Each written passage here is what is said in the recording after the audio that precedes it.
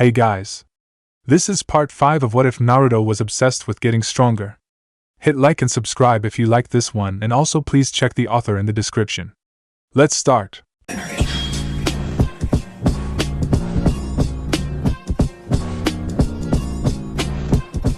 Chapter 12, Here and Now. Would you be able to henge into an image of this man? The interrogator asked. It was standard procedure for shinobi being debriefed to transform into any and all shinobi they encountered.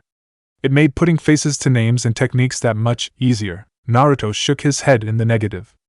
Henge required the user to have a clear picture of the person of interest in mind. Aside from the few details that he had already listed, Naruto couldn't get a clear picture of the man in his mind. The majority of the confrontation was shrouded in a haze of heat and redness, courtesy of the Kyuubi. Pale complexion, yellow eyes, long tongue. Here Naruto paused, shaking his head, having been forcibly reminded just how creepy the last bit was. There was no other word for it. Go on, the woman urged, sounding neither patient nor impatient. Merely bored, uninterested. Naruto wished he could be the same. He ran steady fingers through his hair, long since free of the grime of the latest mission, and composed himself again. Right, so, long tongue, average height probably, dark hair, it was long. He trailed off once more, searching his memory for more details to describe the still mysterious Jonin with. Can you remember anything more of the shinobi's appearance, Genin Uzumaki? The woman prodded. The blonde's eyes moved from their resting place at his feet to the face of his interrogator. She was a plain woman, utterly unremarkable save for ice-blue eyes that peered into him with every question. Career Genin, he mused absently, noting the lack of a flak vest. Probably. He shook his head in answer. No. And were there any other distinguishing marks or mannerisms? The nameless kunoichi moved from one area of question to another seamlessly, making Naruto start, focused as he still was on the man's appearance. Talk like a woman, Naruto said before he could stop himself. He winced sheepishly as the first emotion his interrogator showed manifested itself in a glare. Sorry. He had a feminine voice, liked to whisper, even hissed a bit. Laughed a lot, cackled. Didn't take any of us seriously, the blonde finished. Almost rightfully so, he thought, remembering how easily the man had dismantled Kurenai. He couldn't help the feeling of vindication that surfaced at having thrown the smug Jonin into a building shortly after. He was well aware that the only reason he had been able to do so was because the man had almost certainly not been expecting a Jinchuriki to manifest at the time, although the man had known his name, had known all of their names, upon reflection. His teammates were brushed aside easily enough, as any truly experienced Jonin would be able to identify all of Konoha's major clans at a glance. But surely his name was classified, or at least not easily come by. He was an orphan, for one, and Naruto had little doubt that any record of his parentage had been struck immediately following his sealing. He supposed that it wasn't unreasonable for a Jonin of another village to know of him. He doubted there was a shinobi village on the continent that didn't have a file on him, given his status. But the man had seemed delighted at his presence. Like he knew exactly who he was, what he carried, and something beyond. Troubled, Naruto chanced to look at the room's third occupant. The Sandaime sat behind his desk, hat off, pipe in hand, as stone-faced as he had been the night that Naruto had learned of the Kyuubi. He was troubled, that much was obvious to Naruto. The knowledge of it was doing little to soothe the boy's nerves, already put on edge due to his reflections. Did the shinobi use any ninjutsu, or any techniques that would, in your estimation, require the molding of chakra? Naruto blinked at the question. The confrontation had been short, despite what it may have felt like at the time, no longer than a minute, or maybe two at the most. It had largely been taken up by the man speaking. The actual combat had lasted for no more than a few seconds. His killing intent, Naruto began, it was connected to some form of genjutsu.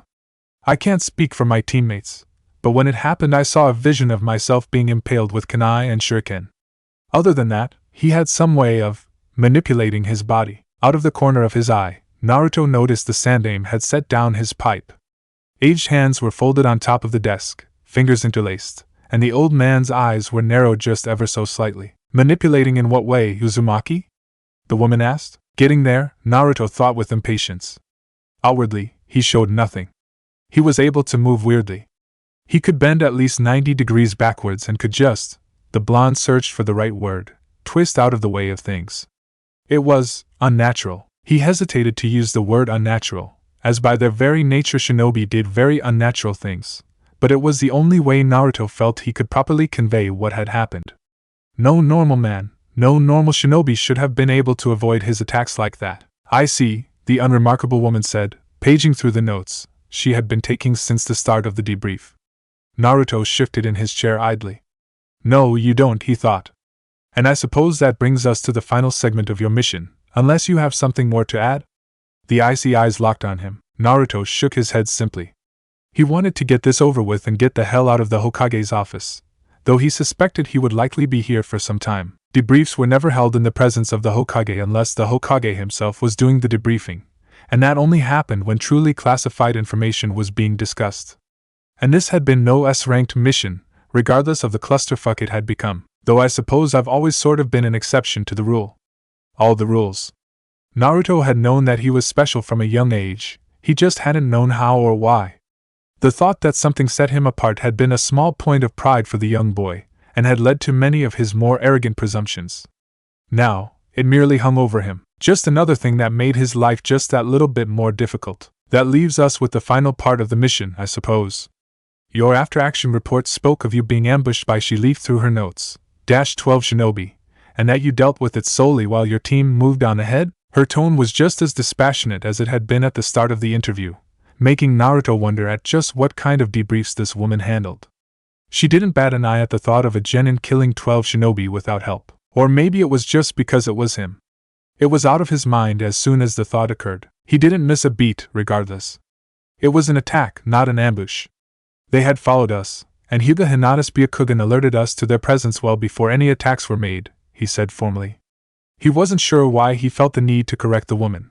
It wasn't as if the difference mattered in the slightest. And why was it that you dealt with the group personally, rather than with the help of your comrades?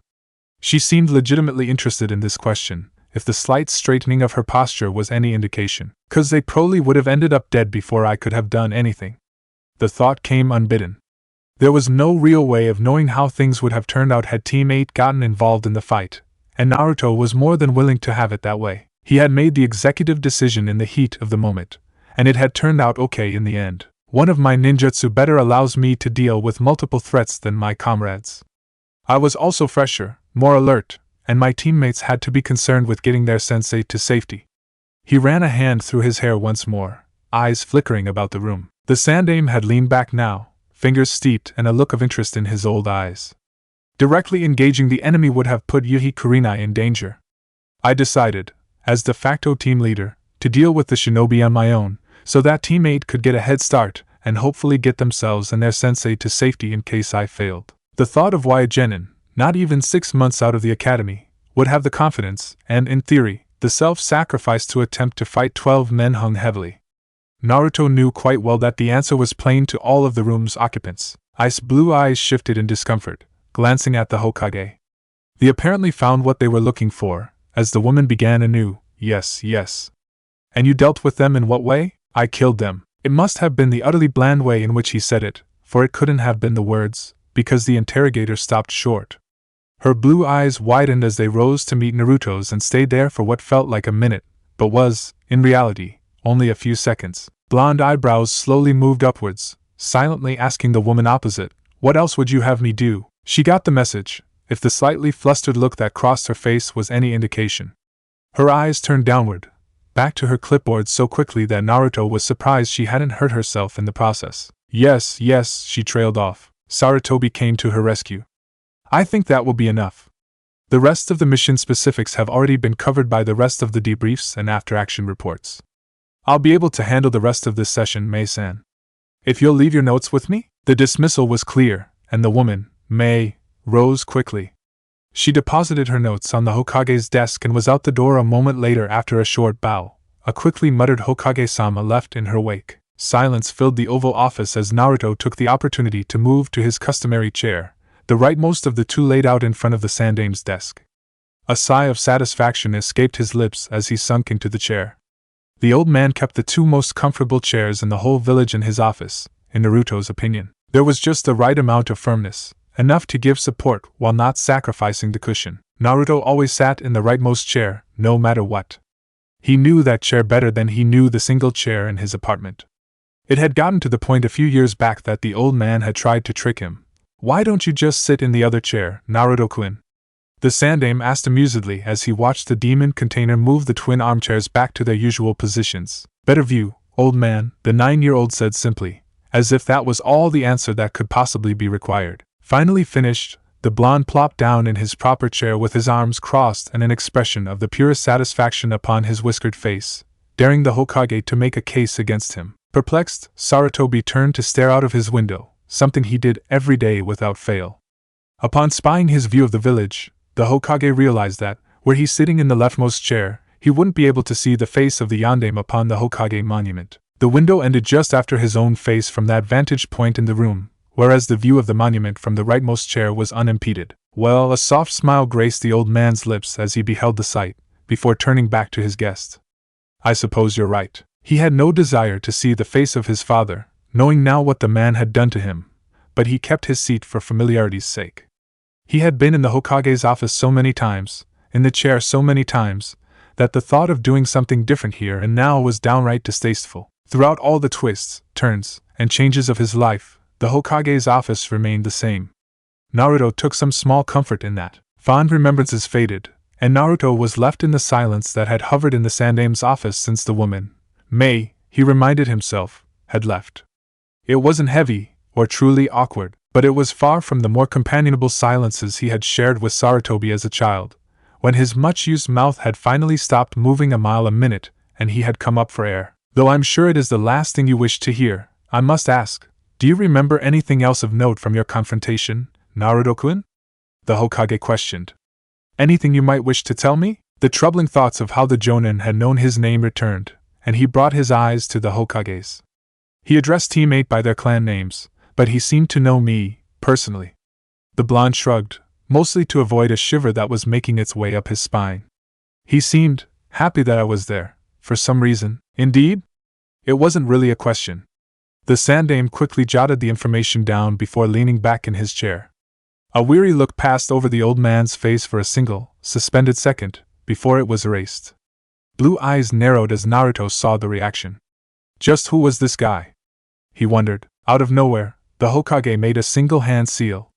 The look of concentration that had rested on his aged face faded to a sly smile, prompting a raised set of eyebrows from Naruto. The blonde opened his mouth in question, but was halted when the Sandaime raised a hand for his continued silence. If you'll give me a moment, Naruto, he said, and the double doors to the Oval Office swung open not a second after. A dog-masked ANBU strode in with purpose, a platter with 2 steaming hot containers of Ichiraku ramen takeout in his hands. A second followed, a cooler filled with ice and chilled bottles of lemon tea in hand. Naruto's mouth dropped open. Dismissed, Sarutobi said simply.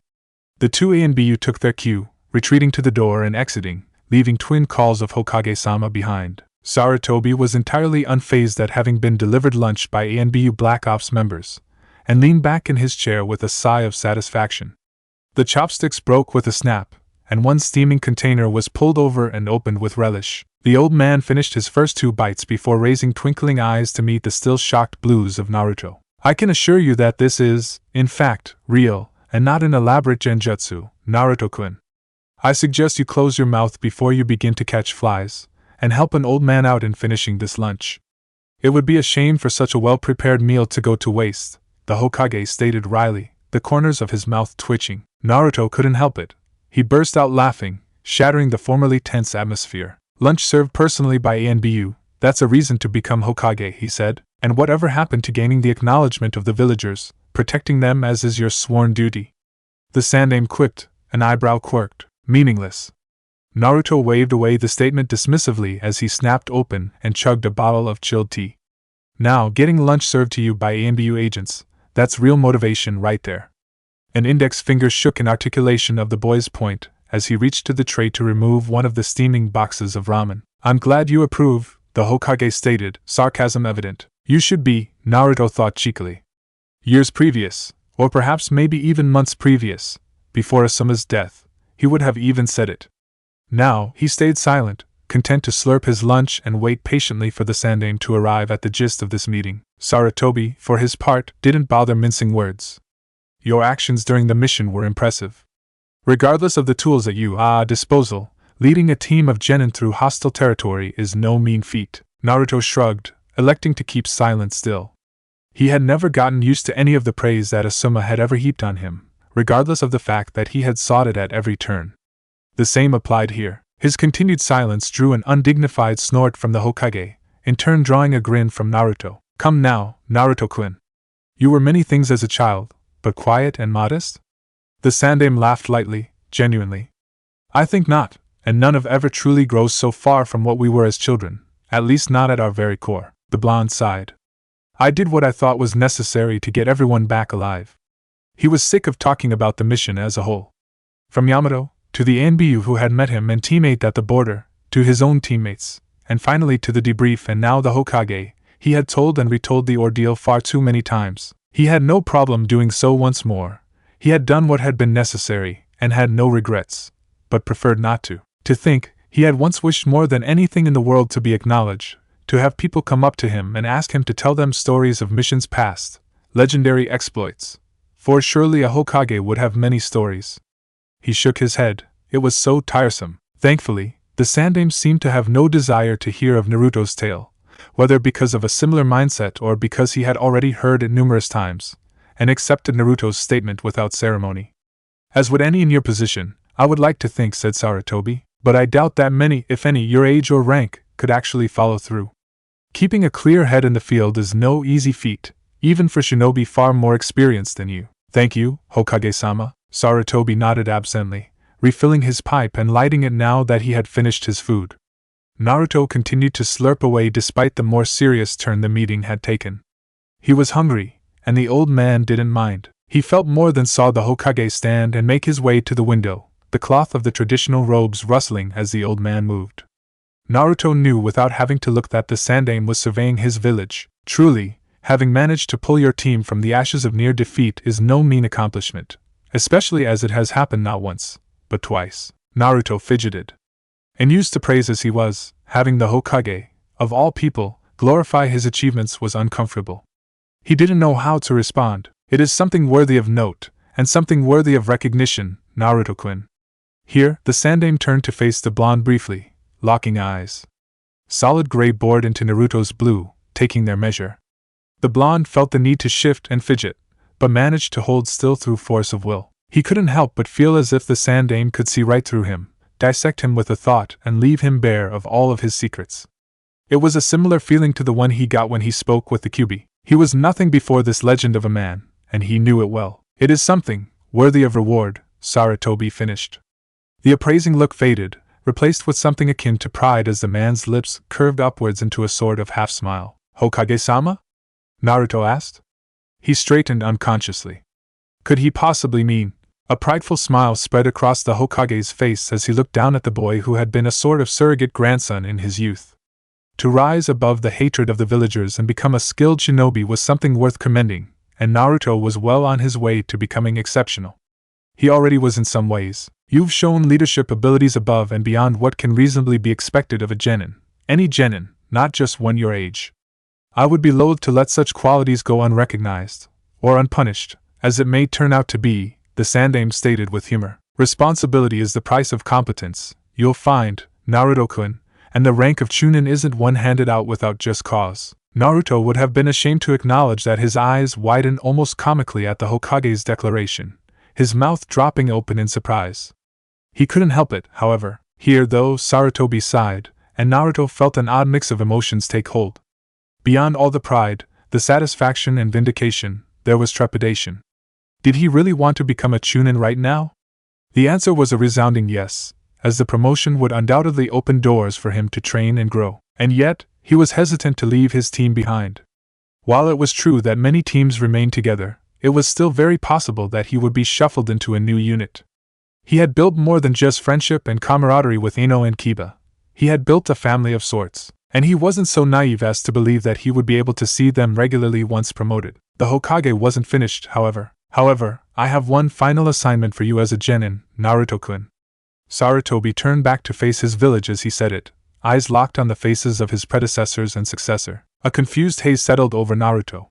He knew it showed on his face, but the Hokage couldn't see it, so he said, "What do you mean, old man?" Slipping into his old method of speech. The Hokage didn't hand out special assignments to genin, as far as the blonde knew.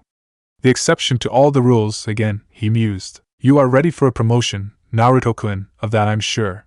Yamato has reported much in regards to your skills and development, and your accomplishments in your few missions clearly show that you can handle the workload and uncertainty of B-ranked missions. Sarutobi turned to face the boy once more, his face serious this time. Tell me, what do you know of the chunin exams? Naruto shrugged hesitantly. They serve as a way for genin to be promoted outside of wartime, are held once per 6 months, and are rotated throughout the ninja villages. Indeed. What you, along with most genin, don't know is that the exams are a substitute for war, a way for the villages to show off their best and brightest for the sake of reputation, in a way. Naruto's mind put the pieces together rather quickly, once the Sandaime had made his declaration. So you want to show me off? He had a hard time saying it, knowing how arrogant the statement sounded to his own ears. He was relieved when the Sandaime gave him an encouraging nod. In a manner of speaking. The exams are being held in Konoha this year, only a few weeks from now, and we will be expected to put forth a good showing. For one as young as you to participate, and to do as well as you will, he trailed off, and Naruto filled in the blanks for himself. All of the members of your graduating class have been endorsed to participate as well, but only you will have a guaranteed promotion waiting for you at the end of it all, Sarutobi finished. Pride was written all over the aged legend's face as he spoke, and Naruto felt the weight of obligation come to rest on his shoulders. The Hokage was, in effect, staking the majority of Konoha's reputation in the upcoming exams on him. He would be expected to participate, and excel to the point where a promotion was not only warranted, but expected. Beyond even that, the Sandaime looked to have all the confidence in the world that Naruto would perform to his expectations. No pressure, Naruto. The blonde leaned back in his chair, digesting the assignment. He would be competing against genin from around the continent, and he'd have to better than all of them. He chuckled lightly, eliciting a raised brow from the Hokage. No pressure, right? You're good. Naruto ignored the words, just as he had ignored Uchiha Sasuke's presence in his clearing for the past 5 minutes. He only had use of the small training ground until some shinobi of rank decided that they wanted it, and ordered him out. He intended to make the most of his short time, and, as much as he might respect Sasuke's skills, Naruto wasn't about to let the boy cut into his training time unless he had something to offer. He snatched up 6 shuriken from his weapons pouch and hurled them. Each one impacted a separate target attached to a separate wooden pole. 2 bullseyes. You almost beat me. Almost, Naruto agreed, finally stirred from silence. Another 6 throwing stars were grabbed and thrown. 1 more bullseye and 2 clangs where the new shuriken impacted the old perfect throws. That makes you better than everyone else in class, Sasuke continued. If he was annoyed by Naruto's avoidance, he didn't show it. All that was visible was the genius trademark aloofness. Maybe, returned Naruto. Shino and Kiba both have better form, and more strengths to play to, an inner voice that sounded like Guy told him. He threw another 6 shuriken. 6 thumps, no bullseyes, no clangs. The blonde scowled. What is it you want, team? He asked Sasuke grumpily. He turned to face the raven-haired boy fully, pinning him with a glare. Still, Sasuke was unmoved. Asshole, you're good, Sasuke repeated. Said that already? The Uchiha finally gave into his instincts and frowned. Naruto repressed a smile. Do I really have to spell it out for you, Dobe? The suppressed smile became an open scowl. Guess so, team. What's so important that the mighty and amazing Uchiha Sasuke is bothering me? Don't you have better things to do? Call him petty, but the name Dobe struck a nerve with him. He wasn't the dead last anymore, damn it. Sasuke stayed rooted in place, standing rigidly at the entrance to Naruto's clearing, hands at his sides. You're good, and you weren't good before. You were dead last 2 months ago. How? What happened? Naruto shrugged. Started doing some stuff different, started listening to some people, started caring some more, trying harder. Why? Naruto's eyes snapped to Sasuke's onyx orbs at the syllable. But he didn't see the usual derision he got from people when they asked him why he did things. He didn't see the polite curiosity or indulgence that he got when he spoke to the Hokage. Naruto saw 2 eyes sizing him up, assessing him. He straightened almost unconsciously. I've got some people that. That what? That I need to kill? Naruto asked himself. People that I've gotta be stronger than. He expected a shrug, a laugh, a put down or an insult to his skills. He didn't expect understanding in the eyes of the class genius. He didn't expect a nod.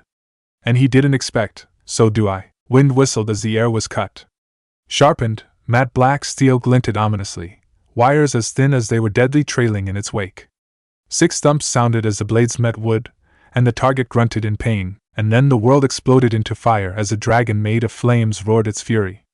Or is it the dragon that makes the flames? God damn, Naruto thought with no small amount of awe as he watched his clones baking via Sasuke's latest instrument of destruction. That coordination with the wires can't be easy. Even with the Sharingan, the raven-haired Uchiha let the wires fall from his mouth silently, and turned to face the blonde. His face was blank, save for the smallest gleam of satisfaction that rested in his Sharingan eyes. Naruto would have been hard-pressed to catch the expression had he not known Sasuke as well as he did. Not bad, Naruto ventured, actually managing to draw a snort from his companion. A bit slow-moving at the get-go, and you'd have to have your opponent backed into a bit of a corner for them to not notice the different flight paths. Not bad though, thanks dope. Sasuke's sarcasm would have been evident to a deaf man. Naruto's face darkened for an instant before he mastered himself. Sasuke had always been able to get under his skin with just a word. Bastard. Something Kakashi showed you? He asked instead, genuinely curious. Doesn't seem like his style, Naruto mused. Doesn't look like something that gets taught, really. Sasuke confirmed his thoughts with a shake of his head. Something you came up with? Sasuke remained silent, electing to retrieve his used shuriken from being pinned to a training log. The log itself was all but burned to a crisp and falling apart in pieces, ash gently floating to the ground. The blonde scowled, both at Sasuke's non-reaction, though that was simply par for the course with the Uchiha, and at the reminder of one of Asuma's original techniques. The Hokage had been kind enough to pass on many of Asuma's personal jutsu notes to Naruto after his son's death, as the old man had no use for them. Many had been futon in nature, while most of the others were katon. He'd have to complete the elemental conditioning tests for the fire element before he would be ready to try any of those. And he was still plowing his way through earth. Something you picked up then, Naruto concluded, having taken Sasuke's silence as a no. That was what it usually was. The Uchiha pocketed his strewn gear and turned, mimicking Naruto by leaning against one of the remaining, intact training posts. Something like that. Had Naruto's suspicions not already been aroused, and had he not known his friend as well as he did, he likely would have missed the gleam in the boy's eyes as he spoke. It was a gleam that the blonde had long ago determined to be madness. It wasn't overt, it was subtle, hidden, yet very much there. It was the tiny spark of insanity that Naruto knew all truly powerful shinobi possessed. It was what drove them. It was what set them apart. It was what gave them their edge. Naruto knew that he, himself, possessed that same insanity. That same drive. That same need for excellence that wouldn't let him stop until his goal had been achieved or he was nothing more than a corpse. On some days he wondered who was the crazier of the two of them, him or Sasuke. He didn't honestly wish to know the answer. Itachi, Naruto's mind supplied. The shuriken technique that Sasuke had just demonstrated had come from his brother. It was yet another of Uchiha Itachi's homespun techniques that Sasuke had happened to witness as a child. It was yet another technique that Sasuke had been determined to master. Something to put him on some measure of even footing with the man whose genius had made shinobi 20 years his senior look like mere academy students when he was but 13 years old. Survive, Uzumaki Naruto. Words whispered on a midnight breeze almost seemed to drift past Naruto's ears, and the blonde barely repressed a shudder. Dimly it occurred to the blonde that the same man was pushing both himself and Sasuke to greater things than all of their peers. Sasuke so as to kill the man and avenge his family. Naruto so as to survive against the might of an organization of S-ranked shinobi after the Biju in his gut. And even with everything that's happened, I'm nowhere close to where I need to be. The blonde always did his best to keep his mind off his skill, or lack thereof, in comparison to those who would hunt him for his burden. It always depressed him, and it didn't help that he was always, in the not-so-deep recesses of his mind, wondering when some S-ranked monster might spring from the shadows and obliterate his life. The telltale whisper of a kunai shattered his thoughts. Naruto dipped his head slightly, letting the throw that was only meant to get his attention clatter off his forehead protector. Sasuke raised an eyebrow as the blonde glared. Didn't know you could look so deep in thought, idiot. Can't be good for that brain of yours. Might pop a blood vessel. Blue eyes rolled instinctively at the predictable slight against his intelligence. You keep thinking that, asshole, if it helps you maintain that ego of yours. God knows you need to think you're better than me at something. TCH. Sasuke said nothing more, electing to stride out of the clearing in the direction of the village. Naruto fell into step beside him. The silence stretched for a few minutes, either participant in any need to break it. Naruto predictably ended it, however. I take it you guys got nominated. It wasn't a question, HN. It was a positive grunt, Naruto noted. It came as no surprise. The village had been buzzing with the anticipation for the chunin exams coming up, and Naruto knew from the Hokage that all of the rookie genin teams had been put forth as participants, should they so choose to, of course. Naruto knew quite well that every single team was going to participate. Still, bit surprising though, given what you said about your team's dynamic. And indeed, Team 7's lack of cohesion apparently hadn't changed since he and Sasuke had last talked about it, some short time before Naruto's mission to Wave Country. The Uchiha rolled his eyes. Kakashi's smart enough to see a lost cause when it's right in front of him. Haruno's too immature to ever be considered for chunin, and Naruto's too lazy. He implied pretty heavily that he only put us in as a learning experience. Think the dynamic duo picked up on it? Sasuke sent him a withering look at his nickname. Naruto's lazy, but the louse has a brain that he uses, whether he wants people to know or not. Haruno's got a blind spot to anything that she doesn't like bigger than the Hokage monument. I doubt anything can get through that skull of hers unless she wants it to, or it gets beaten in, Naruto surmised. Sasuke nodded sagely. You think that's what Hataki's after? TCH, probably. The Uchiha gave a long-suffering sigh that made Naruto's eyes roll instinctively. So melodramatic. Kakashi knows his subject but he can't teach people who don't want to learn, Naruto surmised. Sasuke's annoyed look at being cut off faded as he nodded. Got it in one dobe, he said. Naruto shrugged his shoulders and interlaced his fingers behind his head. Who knows? Maybe this whole thing will be fun, HN. It better be, Sasuke said imperiously. I need some real competition. The blonde barked a laugh. I'm insulted. The Uchiha rolled his eyes, though a hesitant smirk played across his lips. You know what I mean, idiot. Have to see how the other villages measure up. See how I compare, not that there's any real doubt, mind you. Naruto brushed the casual arrogance away with practiced ease. Gotta measure your capacity. I feel you. From the corner of his eye, the blonde observed the Uchiha's well-hidden, but still visible flinch at his words. He didn't mention it. They had reached the village proper and stopped just outside. Well, places to go, people to see. You know the drill, Uchiha, HN, whatever, loser. Just don't let Yamanaka screw with your mind too much. The genius tilted his head to the side and regarded the blonde for a moment. But then, I suppose it's a bit too late for that, isn't it? Smirking devilishly at his parting shot, Sasuke stepped into Shunshin with a pop, leaving a sputtering blonde in his wake. Naruto shook his head. TCH, asshole. Channeling chakra, he took a single step forward, and let his own Shunshin carry him. He reappeared outside the Yamanaka flower shop, following through by transitioning seamlessly into a walk. Outwardly, he showed no expression. Inwardly, he was grinning like a loon at how cool he must have looked to any observant passers-by. The startled and slightly awed look of a woman whose path he crossed on his way to the door only reinforced his self-absorption. Oh yeah, I'm awesome. The door opened on oiled hinges, and the tinkling of the welcome bell greeted his ears. The aroma of 1,000 different flowers made itself known, and the blonde found himself with a smile on his face. It smelt like Ino, or rather, Ino smelt like her family's shop, and thoughts of the fairer of his two teammates almost always brought a smile to Naruto's whiskered face these days. A man with long blonde hair, slightly lighter than Naruto's own, sat at the attendant's desk, nose buried in a book. The welcoming bell alerted him to a presence in his shop, and Yamanaka and Noichi's eyes rose to look at Naruto, a greeting on his lips. Welcome to the Yamanaka flower shop. I think I already know how I can help you, Uzumaki-san, the semi-retired jonin said wryly. Unless my daughter isn't the reason you've decided to pay us a visit. Afraid not, sir, Naruto returned. Figures, the Yamanaka clan head murmured before he called Ano. You have a visitor.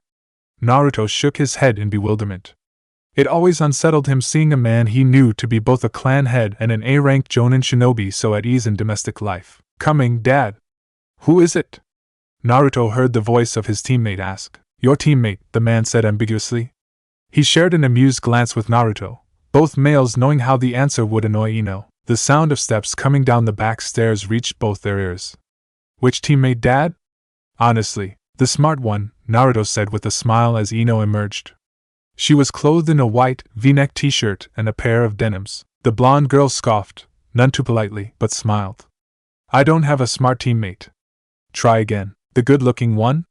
Naruto ventured. The girl gave her father a peck on the cheek and a goodbye, before slipping on her sandals and leading Naruto out. It's better, but it sounds like something Kiba would say. Naruto spared the Yamanaka patriarch a nod as he left the shop, and received one in return. Inoichi had always treated him with the same indifference he treated everyone else with, and Naruto wasn't ashamed to admit that it pleased him. Feeling normal wasn't something he often got to do, and he relished every opportunity. He returned his attention to Ino. Probably. It's true though, he continued. We all know I'm the best looking one on the team, Naruto, Ino quipped casually, flipping her long hair over her right shoulder and hitting Naruto in the face.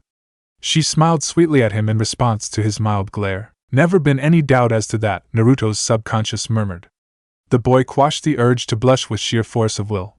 If you say so, was all he said in return. Oh, but I do. And we both know that I'm never wrong. Do we now? Ino nodded emphatically, a serious look on her pretty face.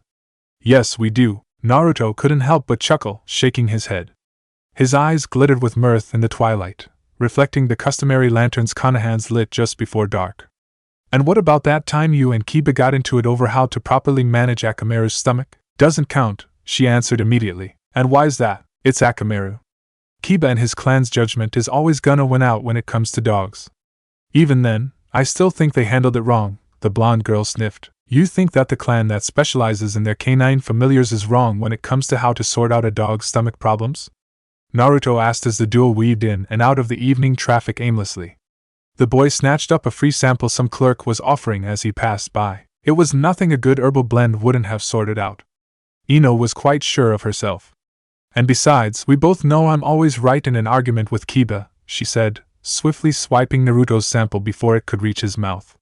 The whiskered boy glared impotently as she chewed the piece of chicken with pleasure. He settled for rolling his eyes and grabbing a new bite from a different clerk. He made sure to eat it quickly this time, giving his companion a flat look when she flashed him a grin. Well, that's for sure, he conceded. Doesn't prove that you're always right, though. She raised a well-manicured eyebrow at him. Have you ever won an argument with me? Naruto chuckled.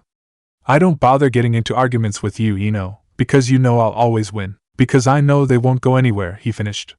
Kinda like this one. Ino, quite maturely, stuck her tongue out at him. And speaking of not going anywhere, where are we going, exactly? Naruto asked. He had dropped by the flower shop for a quick hello, and was now on a trek to nowhere with his ever-confusing teammate. You're buying me dinner, Ino stated quite confidently. I am? Says who? Naruto asked with a laugh in his voice. His companion favored him with a withering look. You mean you drop by my house at dinner time, lead me out into the village, and you don't plan to buy me dinner? I thought that's what we were doing. Who the hell said that? I know it wasn't me. And what do you mean lead you into the village? Naruto asked, incredulous. I just came by to say hello. You pulled me out of the shop. Stopping in the middle of the street, Ino let the traffic flow around them as she batted her eyelashes at Naruto, smiling sweetly. Are you saying you don't want to buy me dinner? Oh, for the love of God. Never said that. So you do want to buy me dinner? Ino squealed. She looked for all the world to have received the greatest gift in the universe. Why not? Naruto conceded. If he bothered to protest, she would just lead him around long enough for him to cave anyway. He figured he'd save himself the trouble. Yay! And why wouldn't you want to buy me dinner? She asked rhetorically as she latched onto his left arm. You get to bask in my presence for even longer. Naruto couldn't help the smile that blossomed on his face. How could anyone say no to that? I dunno. I'm pretty amazing. Not suffering from a lack of self-esteem, are we? Ino favored him with her best bitch. Please look. Not even slightly. Didn't think so, but I'm glad we cleared it up. Are you? Yup. They drifted in silence for a few minutes, still with no destination in mind, before Naruto decided to get the whole dinner part of this impromptu date over with before it got too late. Is it a date? He wondered, not really knowing the answer. So, where do you want to eat? He finally asked. Dunno. Pick someplace. Why don't you? Ino shrugged. I'm not great at picking. Too many choices. I always regret not eating someplace else afterwards. Am I seeing a flaw in Yamanaka Ino's perfection?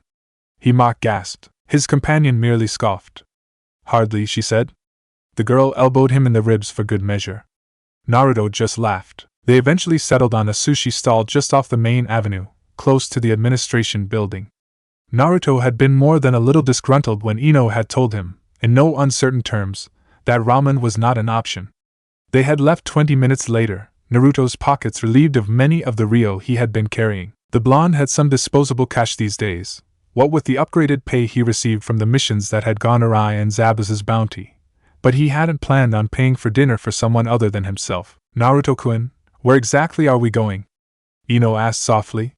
Night had fallen completely, and Naruto realized that he had been leading them towards the Hokage monument. Old habits die hard, he thought wryly. He debated his course of action for a second, before deciding to proceed as he would have normally, even with Ino there. It wasn't like he was the only ninja who ever sat on the old Hokage's heads. He was likely just the most frequent visitor. Up, he said. He didn't give Ino time to question him before he gripped her tightly, lifted her slightly off the ground, and whirled into Shunshin. They reappeared on top of the Sandame's head less than a moment later, with Naruto significantly more composed than the distinctly ruffled Ino. A shriek escaped her lips that hadn't had time to properly form back on the ground. Don't do that! She practically screamed at him as he let her down. She hit him on the chest when all the boy did was laugh. Ah, but it's so much fun, Ino-chan, he said cheekily. She only glared at him. Don't be complaining. You've got the best view in the village. Naruto turned his gaze from his pretty teammate to the breathtaking view of Konoha proper, alit as it was with an orange glow that emanated from the hundreds of lanterns. He felt Ino sidle up next to him, her own eyes trained on the village. It is nice, she whispered. Naruto snorted. Nice? That's it, the girl shrugged. I've seen better. Oh yeah? When?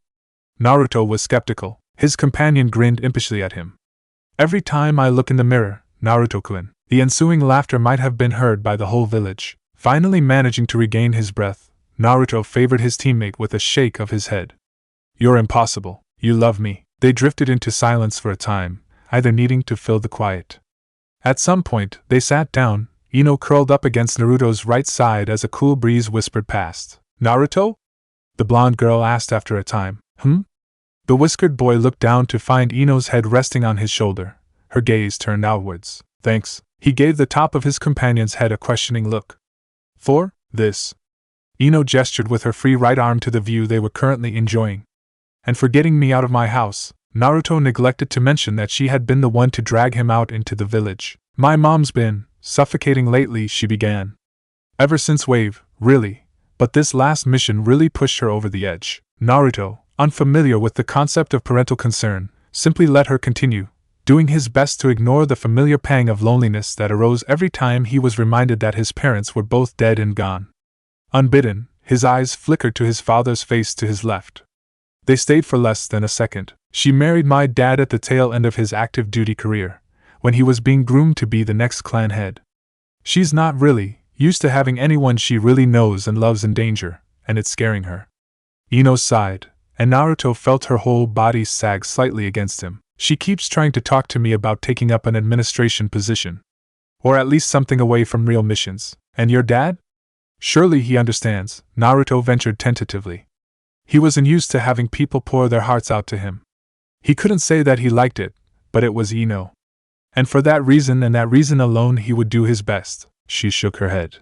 He does, but he doesn't stop her. I'm pretty sure some part of him doesn't want me in the field either.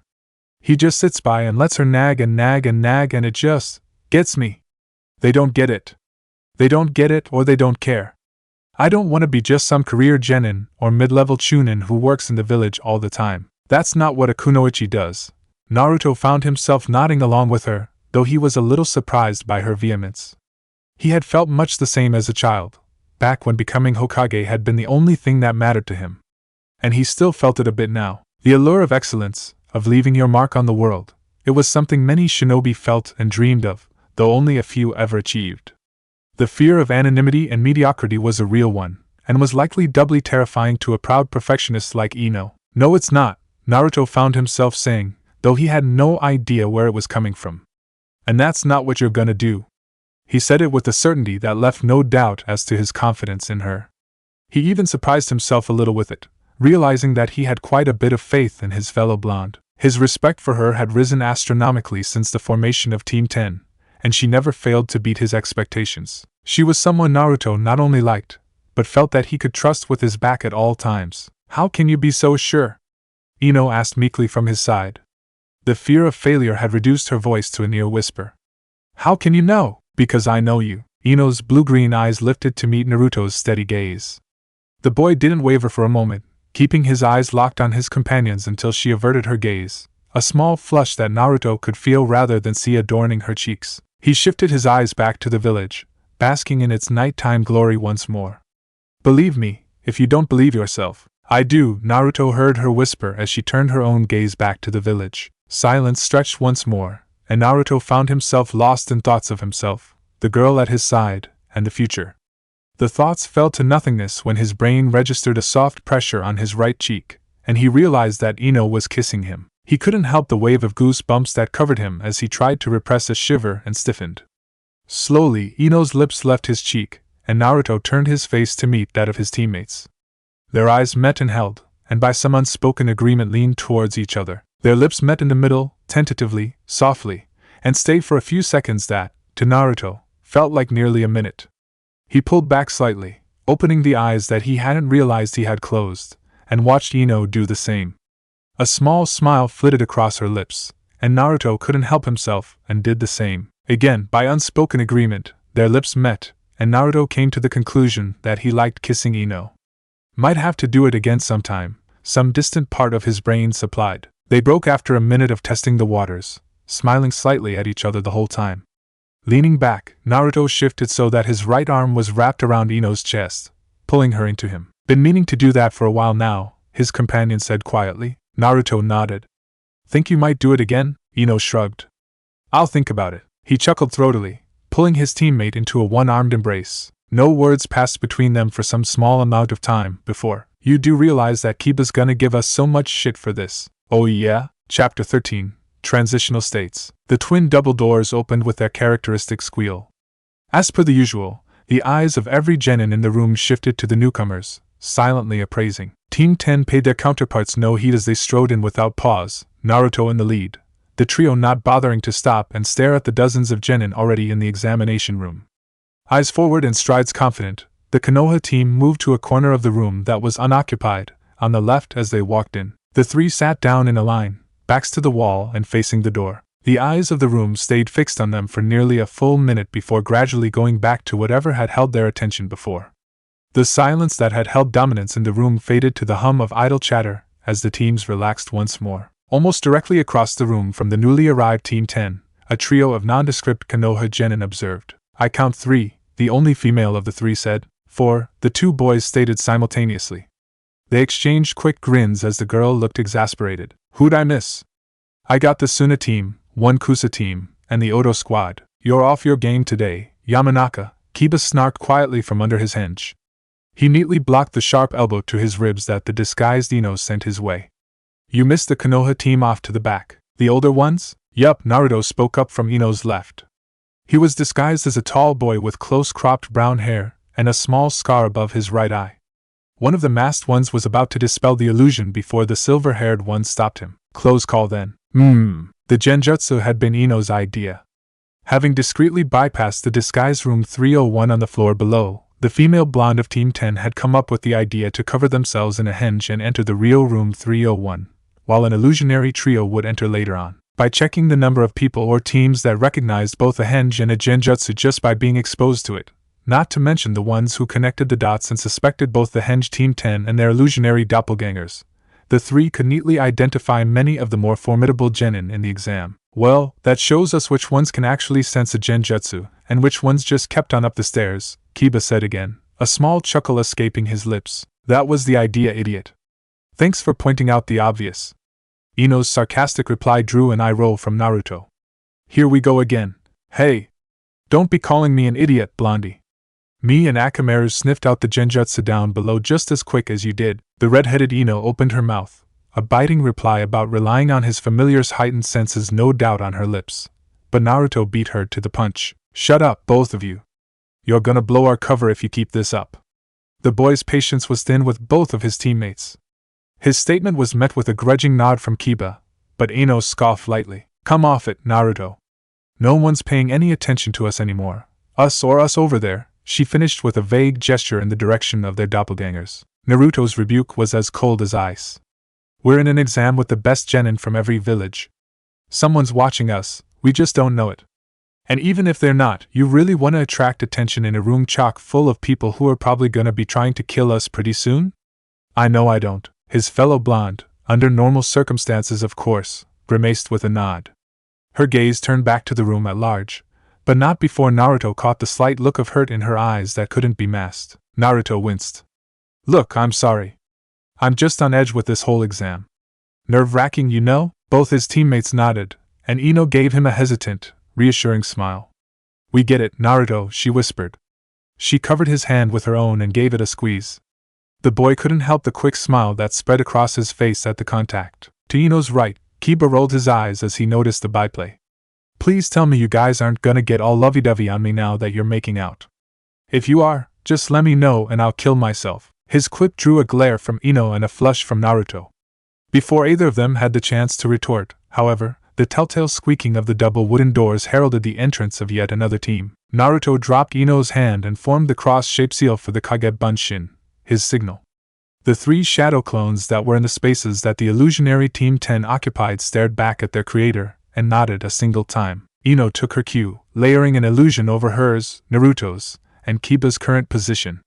All three members of Team 10 executed a seamless kawarimi with their counterparts, appearing on the opposite side of the room and staring back at their former disguises. An impulse tingling, Naruto lightly tapped his fellow blonde on the shoulder, letting her know that his clones had performed their own henges.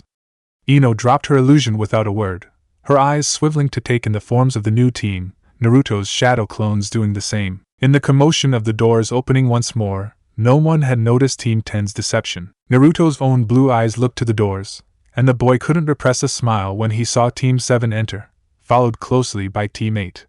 Chuji and Shikamaru were engaged in conversation at the back, while Shino and Hinata stuck close to each other.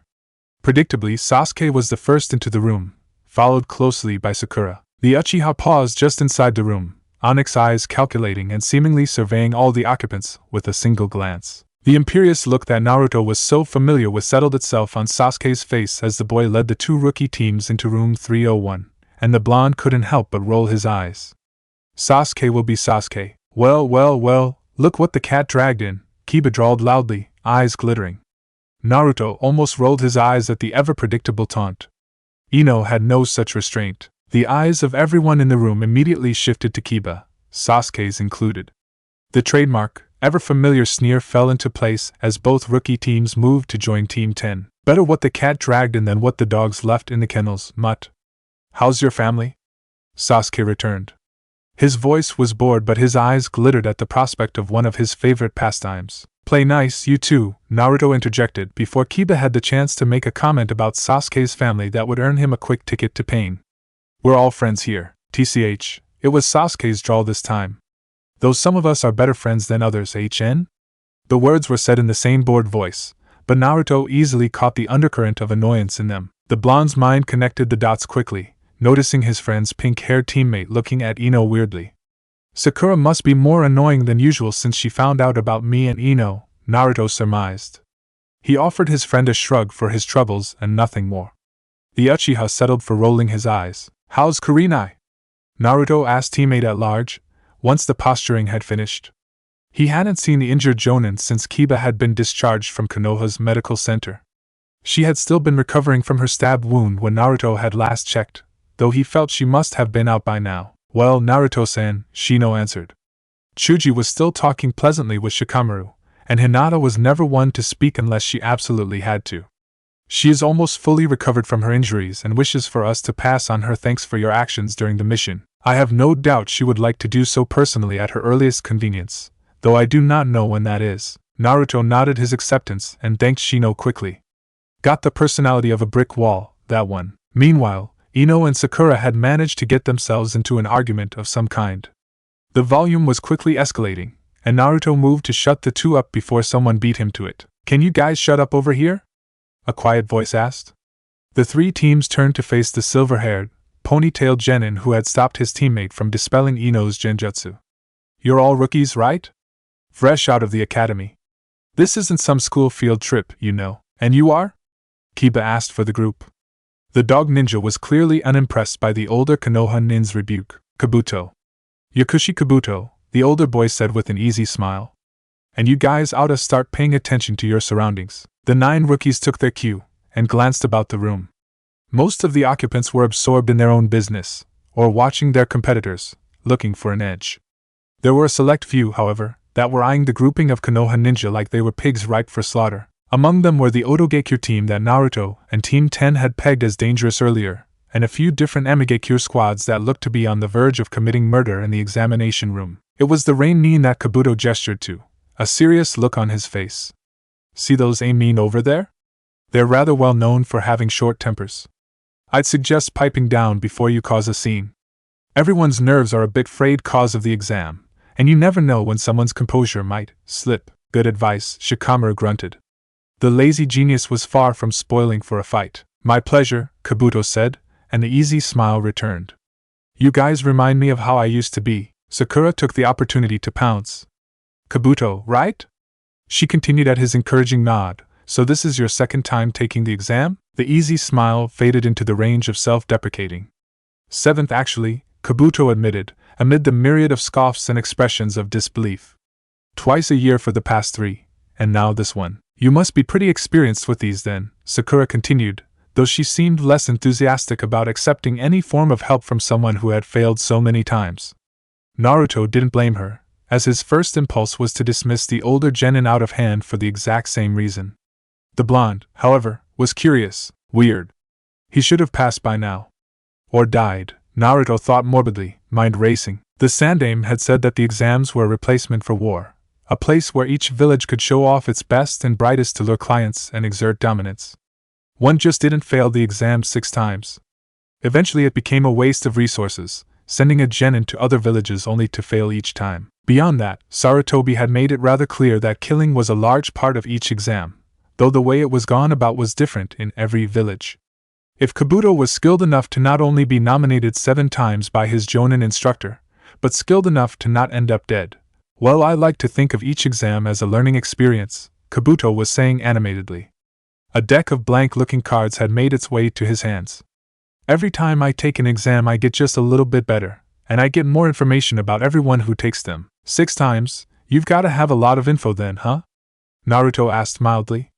He was intrigued despite himself. A proud smile fixed itself on Kabuto's face. I'd like to think so, certainly. I keep what I've collected in these cards here. Everything from info on the different villages, to specific ninja, to even ninjutsu. I can keep it all here. He gestured to his deck of cards as he spoke, and laid one out on the floor for the rookies to see. The Konoha genin gathered around just as Kabuto stuck a finger to the center of his card, presumably channeling chakra into it. A map of the elemental nations appeared instantaneously, followed by an easy-to-read bar graph that rose from each of the countries. This card, for example, shows the number of applicants in this exam, and their breakdown by country, the silver-haired genin explained to his enraptured counterparts. As you can see, Konoha had the most applicants in this year's exams, for obvious reasons. While on the other hand, Otogekure no Sato has only sent 1 team. They're a newer village, with fewer shinobi and resources to send out a larger selection. Naruto was impressed. The technique was one that obviously required pinpoint chakra control, so as to both embed the image and then to call it up at will. Kabuto also had to be able to remember the exact chakra pattern for each specific info card. No mean feat. You said you had info on specific shinobi? That was Sasuke, and Naruto felt himself drawn into the conversation simply by virtue of his friend bothering to ask a question at all. The Uchiha was intrigued as well, it seemed. Kabuto nodded, and Sasuke plowed forward. Sabaku no Gara of Suna, the Uchiha prodigy demanded. Naruto immediately registered the name as dangerous. Sasuke wouldn't have bothered otherwise. A single eyebrow rose behind the older genin's spectacles. Someone you're worried about. Shouldn't be too hard. You took all the fun out of it by giving me his name. He flipped through his deck for a moment, before coming to a stop at a seemingly random card. Ah, here we go. Sabaku no Gara. Keep in mind that all my intel isn't perfect. The genin trailed off as he channeled chakra into the card, and the image of a short, red-haired boy, Naruto recognized him from the Suna team he and his squad had identified, popped up. Sabaku no Gara, rookie out of Sunagekure. Has taken 8 C-ranked missions and, damn, 1 B-ranked. That's downright impressive for a genin, Kabuto said. It appears that he's come back from every mission completely unharmed. Nervous tittering passed through the group of rookies, each one considerably impressed and wary. The only ones unaffected were Sasuke and Naruto.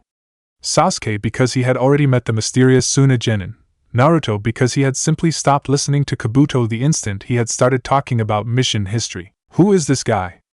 Naruto thought, his mind ablaze as theories were created and discarded at the speed of thought. Mission history is classified B-rank info for anyone in Konoha. And this guy has it on some random genin from Suna.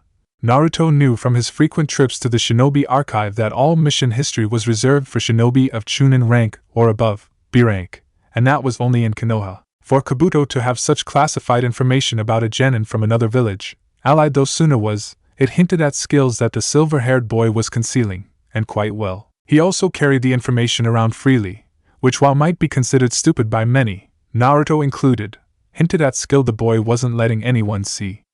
Kabuto had to be able to protect the same information that he flaunted so easily. Infiltration specialist, Naruto concluded quickly. And a damned good one. Of course, Kabuto's hidden competence raised even more questions in the blonde genin. He was a Konoha ninja. His Hittite said as much, not to mention he was helping a group of Konohanin. But what else was he? Was he an ANBU plant, sent into the exams to gather information about foreign ninja? It would certainly explain why he was still being nominated for the chunin exams after having failed 6 times. Naruto's mind, a whirl as it was, couldn't decide whether to trust or distrust the genin, based on his skill. So, are all the genin like that? Sakura whispered. The pink-haired girl, who had been content, if not brimming with confidence, was visibly shaken at the knowledge of Sabaka no Gaara's resume. Chuji, Hinata, and even Ino looked to be feeling the same way, while Shikamaru looked even more annoyed than usual. Kiba and Sasuke were unaffected. Kabuto's smile was all reassurance. There are some standouts, yes. Kusa, Konoha, Suna, Aim, Oto, well perhaps not Oto. It's a new village. Everyone in this room is one of the best and brightest from their village. That includes you guys, even though you're rookies. Keep that in mind and you'll be fine. Heh, Naruto thought, concerns about Kabuto pushed aside for the moment, as he scanned the room of hopefuls. Maybe Sasuke's right. Maybe this will be fun. Well, that's all I've got for now for you guys, Kabuto was saying. Good luck to you all, and the silver-haired genin cut himself off, eyes cutting to the form of a single genin who had launched himself into the air. The boy, garbed in gray camouflage and a mask-style Hittite, drew and launched 3 kunai at Kabuto's unsuspecting form. The elder genin retreated quickly to avoid a skewering, letting the blades thump harmlessly into the wooden floor. His attention on his attacker, he was unprepared for another genin to appear in his face and swing a brutal, gauntlet-covered fist towards his face. The silver-haired boy leaned back to avoid the blow and made space quickly. Nice dodge, the second attacker grunted, his voice muffled due to bandages that covered his entire face save for one eye. But then, it really wasn't. The rookies and Kabuto had only a moment to process the arrogant statement before Kabuto's glasses shattered, and the boy ended up on the ground vomiting as his inner ear was spun through a vortex. What a pathetic showing from a supposed veteran, the bandaged ninja condescended. He was joined by the boy who had thrown the kunai, and a girl with long hair who was dressed in the same gray camouflage. Put this on your cards. The genin from Otogekyo are sure candidates for chunin. Don't be too sure about that, a voice whispered in the leader's right ear. The single eye widened almost imperceptibly as cold steel touched his jugular vein. The sound of light buzzing in the air filled his ears at the same moment he realized he couldn't move. Nice one, Shika, Ino complimented, her tanto drawn and poised to slit the throat of the lone sound female. The Nara offered no response, focused as he was on the jutsu that had neatly immobilized the 3 foreign genin. You 3 come up in here, acting like you're hot shit. Didn't anyone in that hole you call a village ever teach you not to fuck with a ninja on his home turf? Naruto asked from in front of the Oto leader.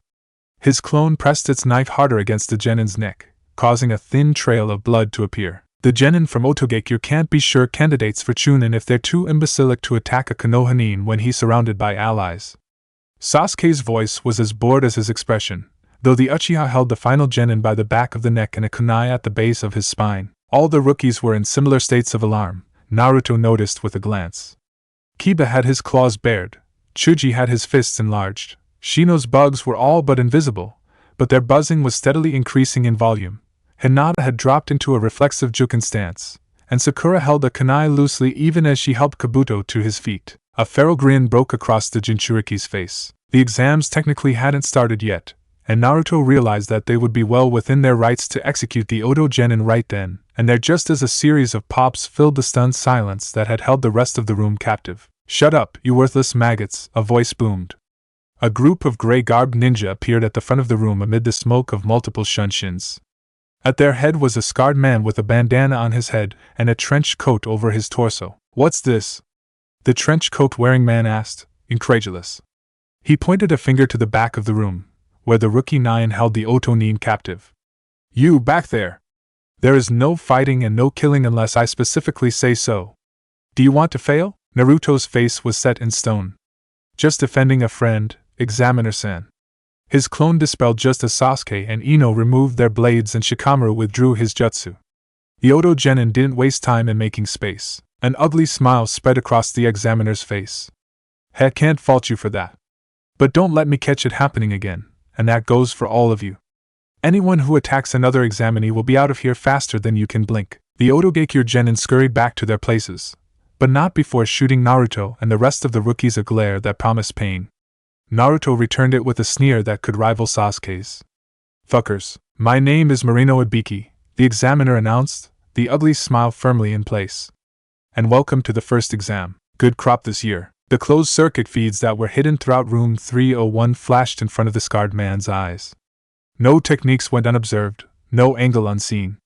Ibiki stared at the genin under his thumb from the academy's surveillance room, while an elaborate clone proctored. There had been the usual griping from the research and development department about having to embed a full-blown chakra network into a pile of mud with Ibiki's face, but caution had won out in the end. There was no sense in letting everyone in on the ruse should some chakra-perceptive genin put the pieces together, or if some idiot decided to take his newfound failure out by attacking the head proctor. "TCH, just the usual shit from these guys, Ibiki."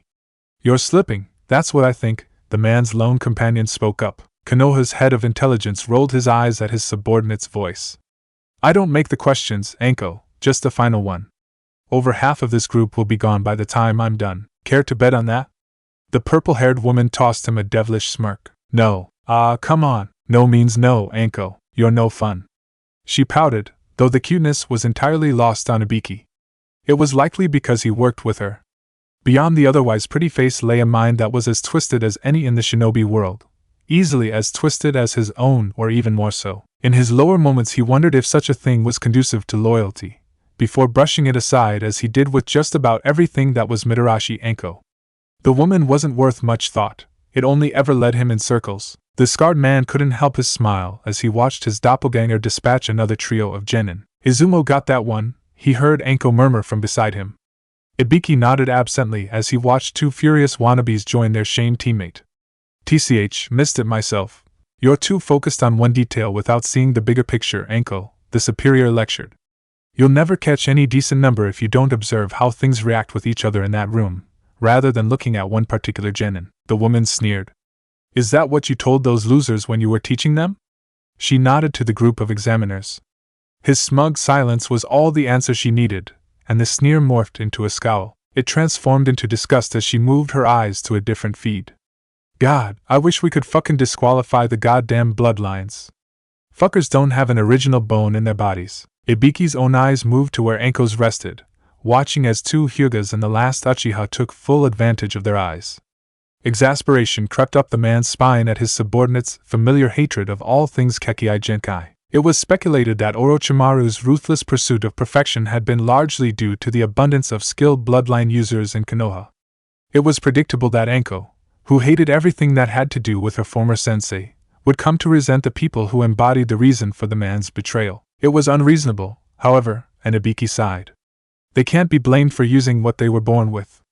And if they're caught they get written up the same as everyone else. 2 points, Ibiki. Your ridiculous fucking rule makes it so that they can openly use their eyes and not get disqualified fully. That's bullshit right there. The man rolled his eyes. You know the purpose behind the test, Anko. You know they're supposed to cheat. If they happen to be genetically predisposed to doing well, then good for them. His eyes flickered to another screen and his voice cut the purple-haired woman off before she had time to retort. I'm more concerned about these jokers. He pointed to a trio of Konoha genin who had been docked 4 times each time more ridiculous than the last. One had had the gall to openly copy an answer from the grass knee next to him. Enko watched incredulously as Ibiki played back the tape of the three on a separate screen. Who the fuck are these guys? She seemed caught between open disgust and humor at watching three wannabes take Ibiki's 2-point deduction rule to the limit. Can you please disqualify these fuckers? I'm starting to get offended, Ibiki, the head proctor snorted. It's done. This one just got caught a 5th time. He pointed to a red-haired girl who stood up. Her two Konoha teammate followed quickly, expressions of rage fixed on their faces. Enko shook her head with a laugh. They can't have seriously thought they'd get away with some shit like that? The hell is this village coming to? I'm tempted to go kill their sensei just for nominating them. How about you? The woman turned as Ibiki brushed past her and moved to a new monitor. Ibiki, the scarred special jonin typed a few letters on a nearby keyboard, and a side screen lit up with the image of the three disqualified genin walking briskly down the hallway away from room 301. I'm curious, was all the man offered, about 3 losers who should have been nominated in the first place? TCH, suit yourself. Ibiki brushed aside his companion's criticism with practiced ease. His stubbornness was rewarded a minute later, and his eyes widened almost comically as the three shared a smirk before disappearing in identical clouds of smoke. Kage Bunshin, Ibiki breathed, stunned. His stupor lasted for a moment only before he burst into a flurry of motion and button pressing. The examiners hadn't bothered screening the genin in room 301, given that the location was known only to the genin, a select few jonin, and the examiners. And yet 3 Kage Bunshin had infiltrated the exam for some unknown purpose. Enko, bring up footage of the 3 who were just disqualified. I want them from the second they set foot in the building, he barked. A smarted shinobi would have followed the order without question, yet Enko raised her eyebrows. Those losers? The fuck you want them for? Just do it. Calm your tits, Ibiki, the woman muttered, sifting through footage of the examinees with trained eyes. The image of the 3 in question came up, and Enko followed it backwards at a good clip, from their entrance to the room and earlier, until the 3 simply disappeared into smoke. The fuck? Slow it down, Ibiki ordered. Enko did as she was told, and froze the image of the 3 disappearing into smoke. Her superior moved in front of her, calling up the same image from a different camera that gave a better view of the side room the genin had been in when they were formed. The screen blinked once, and the image of 3 Konoha genin standing abreast greeted the 2 proctors. A blonde boy, a blonde girl, and a brown-haired boy with a dog. Asuma's Team 10, Ibiki stated, having recognized both the QB container and the daughter of his old boss. Enko nodded absently, watching intently as Naruto formed the cross-shaped seal for the Kage Bunshin and 3 doppelgangers appeared in front of him. The 2 proctors shared an incredulous glance, both at the kid knowing the technique and at the deception, before quickly moving to the screens that were streaming live. Got him, Enko called, pointing to the blonde boy sitting next to one of the Hyugas she had disparaged earlier. Naruto sat expressionless, carefully yet quickly writing 9 answers down on his test paper. Ibiki shook his head. The Kage Bunshin allowed for the user to absorb information from its clones instantaneously. The boy had gotten all the stolen answers in the span of a single second when his clones had dispelled. Enko whistled appreciatively from next to him. Goddamn, the kid's good, Ibiki admitted. Unperturbed and unaware of the awe he had inspired in his superiors, Naruto sat in room 301 having just finished writing the answer to the 9th question. That's unhealthy. The purple-haired woman was insane. And it wasn't just your run-of-the-mill shinobi insanity either. The female proctor was certifiably batshit crazy, in Naruto's esteemed opinion. It wasn't the way she had announced herself, by hurling herself through a 3rd-story window with a banner proclaiming her as the second exam's proctor.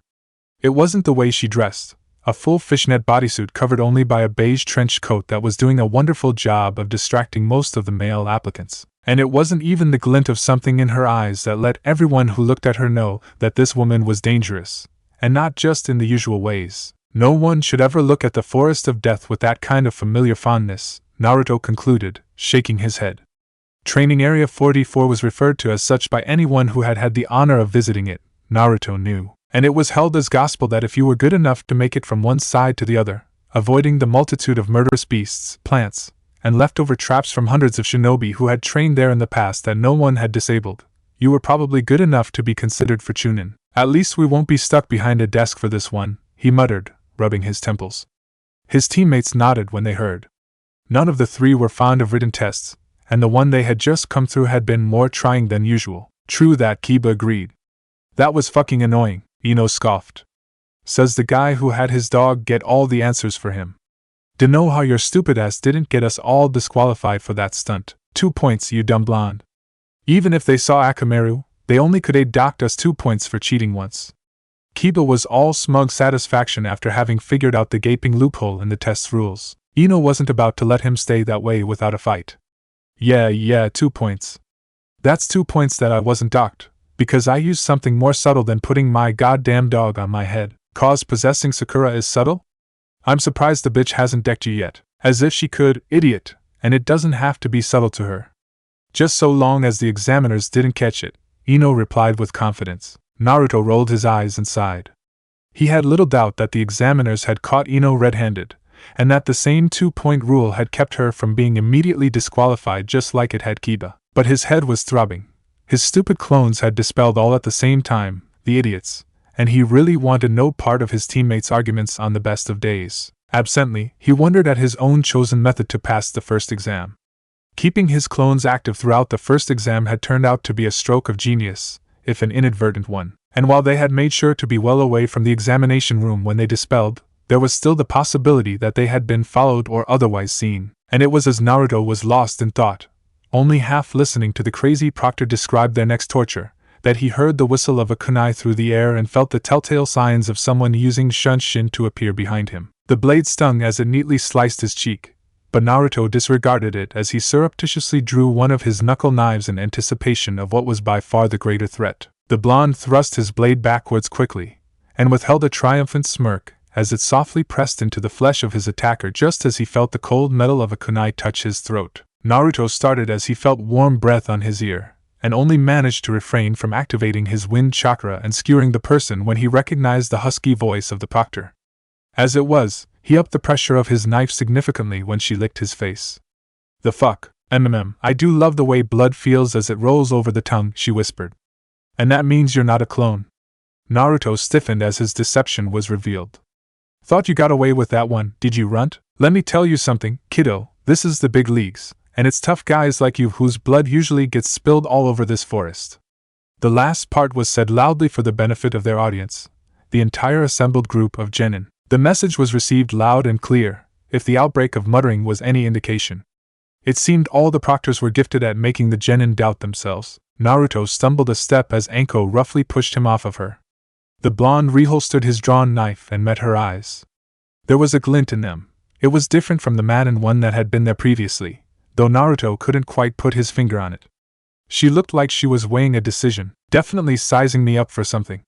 Distantly, the boy wondered if she knew that the Sandaime had all but promoted him already. The old man hadn't been clear as to who knew and who didn't. His thoughts were shattered as a moment later, in an interesting role reversal, Anko palmed a kunai and brought it to rest on the stomach of a grass genin who had managed to sneak up behind her. "Well, there's someone to avoid," Naruto concluded swiftly. The girl was on the grass team that Team 10 had identified as mildly dangerous, had breezed through the first exam, and had managed to sneak up on the examiner of all people. Naruto turned back to his teammates, as the tall girl handed the proctor her kunai back with her tongue, deciding that he had had enough craziness for the moment. "We're avoiding the grass team," he told Ino and Kiba.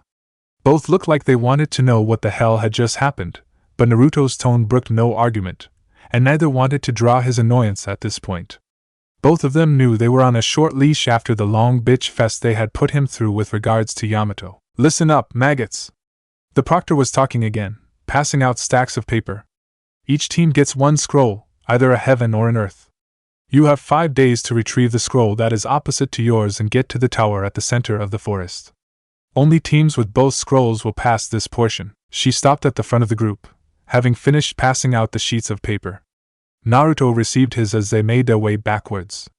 It was a waiver. Killing is allowed. The statement was met with renewed murmurs among the genin, but Anko didn't miss a beat. "The waivers in your hands need to be signed before you can enter the forest.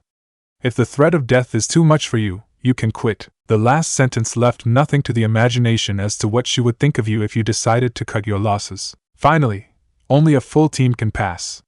If a member is killed, the whole team fails.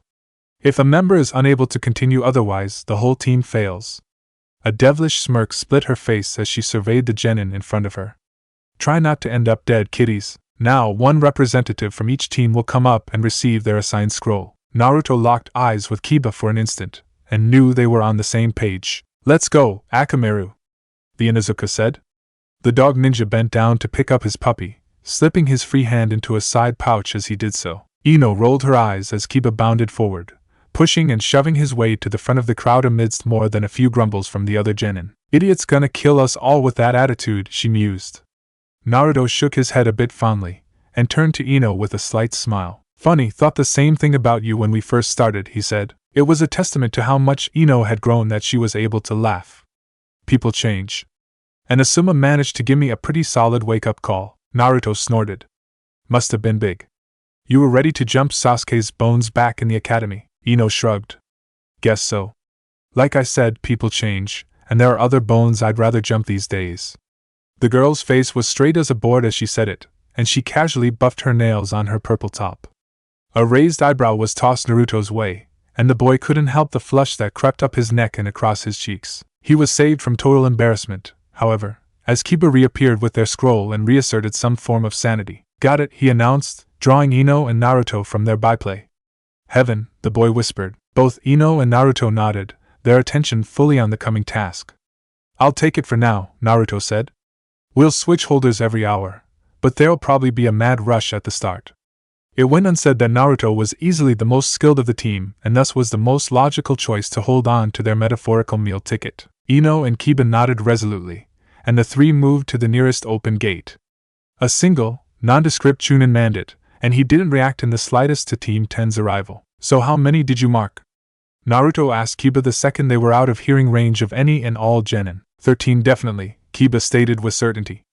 "I bumped a few more late, but I'm not sure if I laid enough of my stuff on them." Naruto nodded and locked eyes with Ino, whose confusion lasted only a few seconds before she put the pieces together. "Your nose?" she asked for clarification. Both Naruto and Kiba smiled at the girl, though Kiba was as smug as usual. "You betcha, blondie. Me and Akamaru can find at least half of these fuckers no problem." "Now," the Inuzuka boasted. His two blonde teammates both rolled their eyes, but refrained from saying anything, electing to let him have his moment. The Inuzuka and their canine familiars were famous for their abilities to act as bloodhounds, if given a scent to follow. Kiba, knowing this, carried around a special concoction that he and Akamaru could recognize and sniff out from miles away. It was colorless, completely odorless to anyone without a nose of similar strength, and was laid on a target with a single touch if done correctly. "Heh, so we're good to go so long as you didn't manage to bump the half that had entirely heaven scrolls," Naruto joked. "Got it in one, Naruto." "Hey! You down there!" the chunin gate guard called. "The exam is about to start." The man made 3 hand seals and the large lock that held the gate closed undid itself and fell to the forest floor. The gate opened with a groan, and Team 10 burst forward into the darkness. Chapter 14, Into the Storm. The familiar sights and sounds greeted the man as he strode through his home. It was remarkable, he mused, how little managed to change in between his trips. While the outside world was constantly changing, the ever-shifting political climate creating havoc, Konoha stayed the same. The only difference was the people in it. There was a sense of timelessness to the village of his birth, and it gave the impression that no matter what, Konoha would always endure. "Heh, I've been called timeless too," the man mused happily. It was always nice when people inadvertently played to his ego. The knowledge of why he had returned tempered his good spirits, and he felt slight frown fix itself on his grizzled face. Aged eyes locked on the administrative building, and his large form, already hidden from view to all but the most skilled of observers, disappeared completely. An open window greeted him at his destination, and, despite his recently turned mood, he smiled. The 2 occupants of the room shifted their gazes the second he appeared, and it was a testament to the man's immense skill that the ever-unflappable Naro Shikaka looked surprised at his entry. Sarutobi remained unfazed, however. "Jiraiya," the Sandame greeted. The old man's expression didn't change a whit, as if he was as unsurprised by his student's return as he was when the sun rose in the east every morning. He turned back to Shikaku. "If you will, Shikaku, drop the drafted plans with the ANBU commander. He, and myself will be meeting tomorrow morning at 7 to discuss them." "Yes, Hokage-sama," said the Nara clan head. The man rolled up a scroll that had been in between himself and the Hokage and departed. "On the warpath, sensei?" Jiraiya asked rhetorically. "Once again, it seems," Sarutobi sighed. "You're earlier than I expected." "My business wrapped up quickly," was the cryptic answer. The Sandame didn't bother asking. He would undoubtedly receive the streamlined facts when Jiraiya deemed it necessary. Part of being Hokage was delegating duties, and Sarutobi had faith in his students' abilities and judgment after all the years the man had been doing his job. Not that I mind, but what brings you here? The old man filled and lit his pipe with a contented sigh, taking a long drag. Looks like you were expecting me, Jiraiya said, gesturing to the open window. Can't pay a visit to my dear old sensei? He asked innocently. Sarutobi rolled his eyes, though the smallest of smiles broke through his mask. Jiraiya inwardly cheered. The sky is clear, the air is warm, and the hot springs are open. You never come straight to me unless you have something you want to talk about, Jiraiya, so out with it. The large man sighed almost playfully, but recognized when his sensei wasn't in the mood for banter. He wasn't really in the mood for banter either. Reports from Rice Country reached me through the grapevine, he began, tone hard. Sarutobi exhaled hard, bringing his free hand to his forehead. It was always the same with Jiraiya. When he wasn't barking him up a tree about Orochimaru and how to handle him, he was constantly badgering him about training his godson. In this case, the situation in question involved both. He was caught in an unpredictable situation, in a country where you know that Orochimaru is acting openly. Jiraiya glared at his sensei. God damn it, old man, he fucking fought him. Where I now know that Orochimaru is acting openly, the Hokage corrected. There was little evidence beyond pure speculation that he had anything to do with Otogekyure and its formation. You still shouldn't have sent one of my most trusted captains and Jonin into possible enemy territory to retrieve information that has become vital to this village's defense? The old man interrupted. That Naruto happened to be on Tenzo's Genin squad was merely an unfortunate happenstance, Jiraiya. He raised a hand to forestall the Sanin's next outburst. And before you begin anew, 2 Jonin or even an ANBU squad do not go as unnoticed through the land as we would like to think. The Genin provided a shield of uncertainty to any prying eyes. Jiraiya's eyes flashed. For all the good it did, and how was I, or anyone to predict that Orochimaru would decide to liquidate the Fuma clan? And by personally leading the assault? Sarutobi shook his head. You are not new to this business, Jiraiya. And yet your judgments and feelings are so clouded by affection for a boy you hardly know. Only because you've never let me know him, Jiraiya ached to scream. He refrained, however, having no wish to rehash the decade-old argument. Not the point, sensei. He got the bastard's attention with the stunt he pulled to get his team out of there. And you and I both know that Orochimaru's at his most dangerous to someone like Naruto when he's curious. Jiraiya had his arms folded over his chest and a glare firmly fixed on his face as he leaned against the nearest wall. The odds of the two meeting in the exams are minimal at best, given what my advisors and I have planned. Your presence here greatly helps with that. The Hokage took a long drag from his newly lit pipe. And should they, I expect that Naruto's abilities will keep our old friend close. He always did have an eye for talent. Red flashed in front of the Toad Sanin's eyes. And now he's bait? He's a human being, sensei. The sound of teeth clamping around the wood of Sarutobi's pipe let Jiraiya know that he had finally pushed his sensei past his breaking point. I am happy, now, that you refused my plea to take my place as Hokage all those years ago, Jiraiya, for I am terrified at the prospect of Konoha's future were you leading it, the old man bit out. Despite all of your experience, you still allow your decisions to be clouded, and cannot make them objectively. Yes, Naruto is a human being, rather than simply pawn on a chessboard as you seem to suggest I view him as. He is, however, one of my shinobi, and as such has a part to play in this village's survival. If that means that he draws Orochimaru's attention and keeps him interested enough to ignore any signs of our knowledge of his plot, then so be it. Jiraiya leaned back subconsciously at the harsh rebuke, reminded once more that this was the man who had led Konoha to the top of the shinobi world through 2.5 wars. Orochimaru's greatest weakness has always been his curiosity in the face of an intriguing specimen, Sarutobi continued, though he was far less heated. Any advantage is to be exploited here, and I intend to do so. The large man sighed heavily, letting the argument fall. He knew there was no convincing his sensei once he had set his mind to a course of action. It didn't mean he had to like it. And how do I factor into these war games of yours? The Sannin asked wearily, though he already had an idea. Sarutobi leaned back, taking a drag and finally happy that the Naruto topic had been pushed aside for the moment. Both I and my advisors believe that Orochimaru will execute his plan during the final phase of the exams, with the aid of Tsunagekyure and their Jinchuriki. Jiraiya nodded. His own informants had been crucial in unveiling the plot. So which of the two am I going to have to fight? The father or the son? He asked. There was never any doubt that Orochimaru would seek out and attempt to assassinate the Hokage. It was only a matter of when and how. I would have you fight both, were it conceivably possible, Sarutobi admitted. But alas, the odds of both the Kazekage and his son being in the same vicinity are slim to none. I expect that my counterpart will be leading his own troops, whilst young Gaara will be used to sow confusion. The Kazekage will be your target. Masa's grown some since he was given the seat, I suppose. Could be fun, Jiraiya declared with a smile that wasn't entirely forced. Sarutobi allowed himself a moment of humor at the amount of confidence his student could show when he was tasked with killing a sitting Kage. It went unsaid that the sensei had just as much faith as the student that he would succeed. Despite Jiraiya's failings as an objective leader, he was unquestionably powerful. And the Ichibi? The Sannin asked. The Sandaime sighed once more, a growing habit, at what was going to become a point of much contention. Containment is all but impossible without either myself or you dealing with the beast, but thankfully Sabaku no Gaara is still far from the most capable of Jinchuriki. The Sannin waited patiently, having gotten used to his sensei being long-winded decades ago.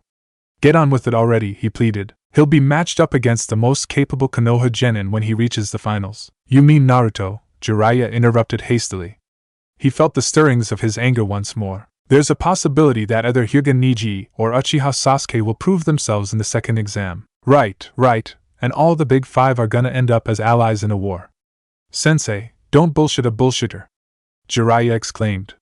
Me and you both know that Naruto's gonna be the one to fight the Ichibi container, so cut the crap. The big man sighed as he finally dropped into a chair across from the Hokage's desk.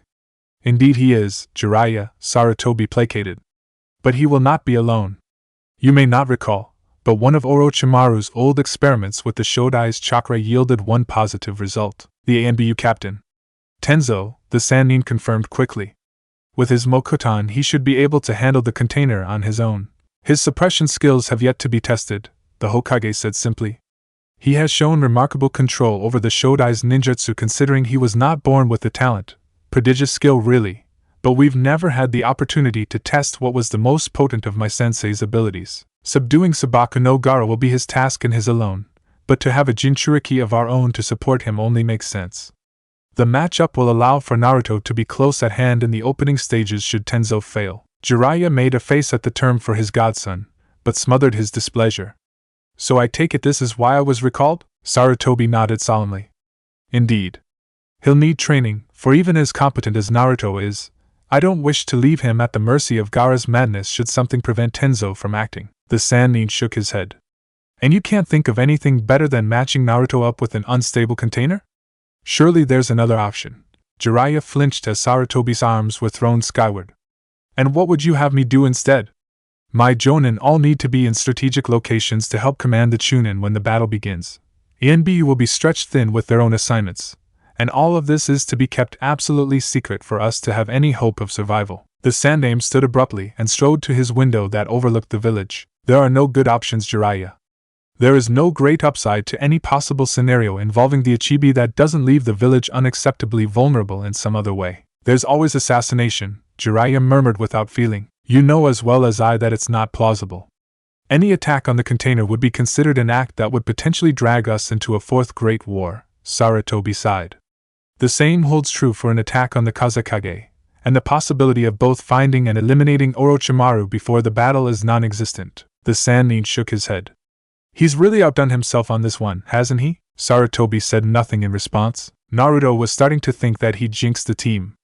His foot lashed out, crushing the useless heaven scroll into dust with chakra. Third fucking time, he mentally groused. You guys done? He called. Just finished, came Kiba's reply. The two remaining Team 10 genin appeared from behind a tree, where they had been securing the three hapless wannabes they had just robbed. Naruto strode over to check their handiwork. All three were bound against separate tree trunks so tightly that not even the greatest of escape jutsu would help them.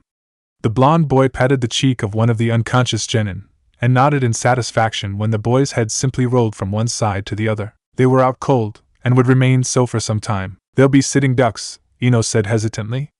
Naruto shook his head in response. So were the last two teams. We've left them hidden, and it's not like any of them have something to offer anyone else at this point, the boy pointed out. Team 10 had taken the first Heaven Scroll for insurance, and had destroyed the scrolls of the second two teams they had found. The fewer competitors the better. Let's roll out. Kiba? Yeah, Naruto. We've got it. The dog ninja and his partner both flared their nostrils. Their eyes closed subconsciously, and their heads turned seemingly of their own volition before coming to rest facing due east. Got one. Straight east, 1.5 clicks away, Kiba said quietly. It was always startling to watch the usually loud-mouthed boy focus himself so intently, but Naruto was beginning to get used to it. The blonde, unofficial team leader formed a cross-shaped hand seal, and 3 Kage Bunshin formed in front of him. The blondes, clad in the same black pants, shirt, and vest of Naruto himself, disappeared without a word, moving to scout the team that Kiba had identified. Let's roll, Naruto ordered, and the 3 took off through the tree branches at a run. Kiba and Akamaru led, with Naruto and Ino bringing up the rear in a triangle formation. The trees flashed by them as the 3 genin hopped from branch to branch without a word. Suddenly, Naruto's eyes narrowed as the memory from one of his clones presented itself. 3 Amigekyo genin. My clones were discovered and engaged them. Kiba, switch out, Naruto commanded. The Inuzuka and Akamaru fell back as Naruto leapfrogged them to take point in the formation. The second of his clones dispelled, filling Naruto's head with images of saban needles and oil spread around a ground-level clearing. They managed to kill one. They're dangerous. Kiba, Ino, fall out of formation and come around from the north and south, ordered Naruto. Targets are in a clearing half a click away. I'll blitz from here. Wait a 3 count before you enter, and give them all you've got. The blonde spared his teammates a backwards glance, and received a nod from both, before he burst forward in an explosive shunshin. The surrounding branches and leaves blurred to brown and green just as Naruto's final clone dispelled to give him cover. The speed jutsu was as loud as could be chakra-wise, but the trio of aim genin were both off balance, and had no time to react as Naruto charged into their midst like the maelstrom he was named for. There were no words spoken as the Jinchuriki quite simply snatched one of the 3 by the back of his neck, and ran him bodily into a tree trunk. Blood spattered as the boy's nose was crushed and his face was hacked apart by the unmoving bark. The blonde let him drop without a word, watching dispassionately as the unconscious genin fell to the forest floor without a word. Naruto turned to face the remaining team, making a cross-shaped seal as he did. His face was blank, and the aim genin had no warning as 2 clones swept their legs from behind. His blue eyes barely had the time to register the unadulterated shock in the 2 boys' eyes before Kiba ruthlessly pounded one into the ground with his tsuga, and the other dropped to the forest floor with a muted scream as Ino sliced his Achilles tendons. A grim smile crossed Naruto's face at the sight of his teammates' effectiveness, and couldn't help the slight swirl of satisfaction that settled in his stomach at his plan coming together perfectly. It was tempered by the sight of Kiba's target broken and bleeding, unable to make a sound because his rebreather had been shoved back into his jaw at impact. Blood leaked from where the metal had roughly cut into the boy's flesh, dripping into the dirt. Ino had hauled her target to his feet and propped him against a branch, a line of blood trickling from his forehead where the Yamanaka had brained him with the blunt end of a kunai. The girl patted him down quickly, searching clothing and equipment pouches for any sign of Team 10's quarry. I got nothing, she stated quietly as she turned to Naruto and Kiba. Her eyes were shadowed, the usual seafoam color reduced to a muted gray in frustration. Same, said Kiba, who had just finished searching his own target. The aim genin was clearly unconscious, but bleeding profusely from numerous wounds the dog ninja had inflicted. That left Naruto, and the blonde turned to check his target. Got it, he declared with a slight smile, satisfaction coloring his voice. About damn time. The blonde pumped his fist once in elation, plans already forming about how to get his team to the tower before nightfall. Still, the first day might be a fucking record. Naruto, Ino called, her voice troubled. The sound of his name broke the boy's inward cheering, and he turned to see his teammates huddled around the fallen form of the boy Kiba had wrecked. What's up? Naruto trotted over, eyes peeled for any and all incoming hostiles. Only the rustling of the trees greeted his keen blue gaze. Ino shook her head as he approached. This one's bad, she said quietly, gesturing to the fallen aim genin. She didn't need to tell Naruto for him to know. The boy was sprawled, both arms pointing where they shouldn't have been, and his left leg at a near 90-degree angle. He's bleeding internally, like a shit ton, she trailed off helplessly, gesturing wildly at the unconscious genin. How's his heartbeat? Naruto asked quickly. He shot a quick glance at Kiba, only to find the boy staring resolutely at what had been his target. His face was hard, but his eyes betrayed him. He didn't mean to do this, Naruto realized instantly. The Inuzuka techniques were famous for their destructive power, and this was often the result: a body broken and bleeding. More often than not, it was unintentional on the part of the user. Slow, was all Ino said. Naruto felt a cold swooping sweep through him. You got any medical experience? The blonde boy asked his teammates at large. He already knew the answer. Just CPR, was the simultaneous response. He nodded. Alright, you two go tie up the other two. I'll see what I can do for him. He glanced meaningfully at Ino, who nodded once, subdued. His fellow blonde rose purposefully. Come on, Kiba, she said, lightly grasping the dog ninja by the arm and steering him towards the other two unconscious aimed genin. Akamaru followed dutifully at their heels, a chorus of yips that were undoubtedly meant to cheer his partner up echoing through the clearing. Naruto shook his head silently, surveying the damage Kiba had done to the boy. Goddamn. He remembered his own pain at the hands of his feral teammate back in Wave Country, and was inwardly thankful that he hadn't been nearly as damaged. He had faith in the Kyuubi's ability to heal him, but he would have been debilitated nonetheless. The cold feeling had only intensified as his eyes raked over the form of the downed genin, even though he had already been set on his course of action. There was nothing he could do.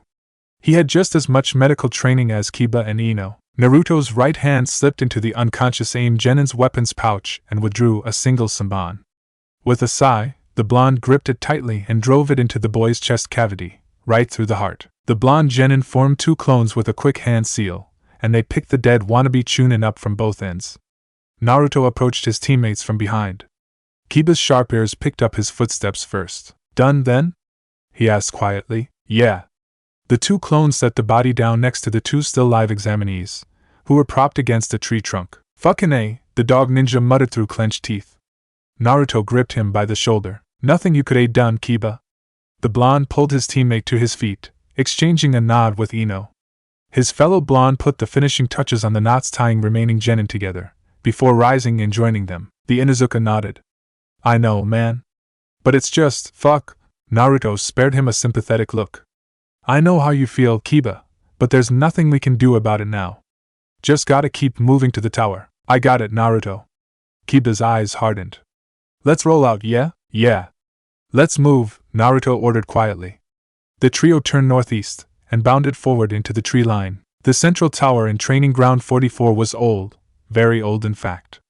It had been erected by the Shodai to serve as an outpost for high-ranking officials in the midst of First Great Shinobi War, and a command post should Konoha ever be overrun due to an invasion. The training ground's 10-kilometer radius provided ample cover, and the topmost of the 5 levels was equipped with all the tools the Hokage might need to govern Konoha and its ninja in exile, should the unthinkable happen. Tunnels that stretched from under the Hokage monument and the administrative building served as a Hokage's route to safety. Somewhat ironically, due to Konoha's long-standing position at the top of the shinobi world's pecking order, the tower's facilities had deteriorated from disuse.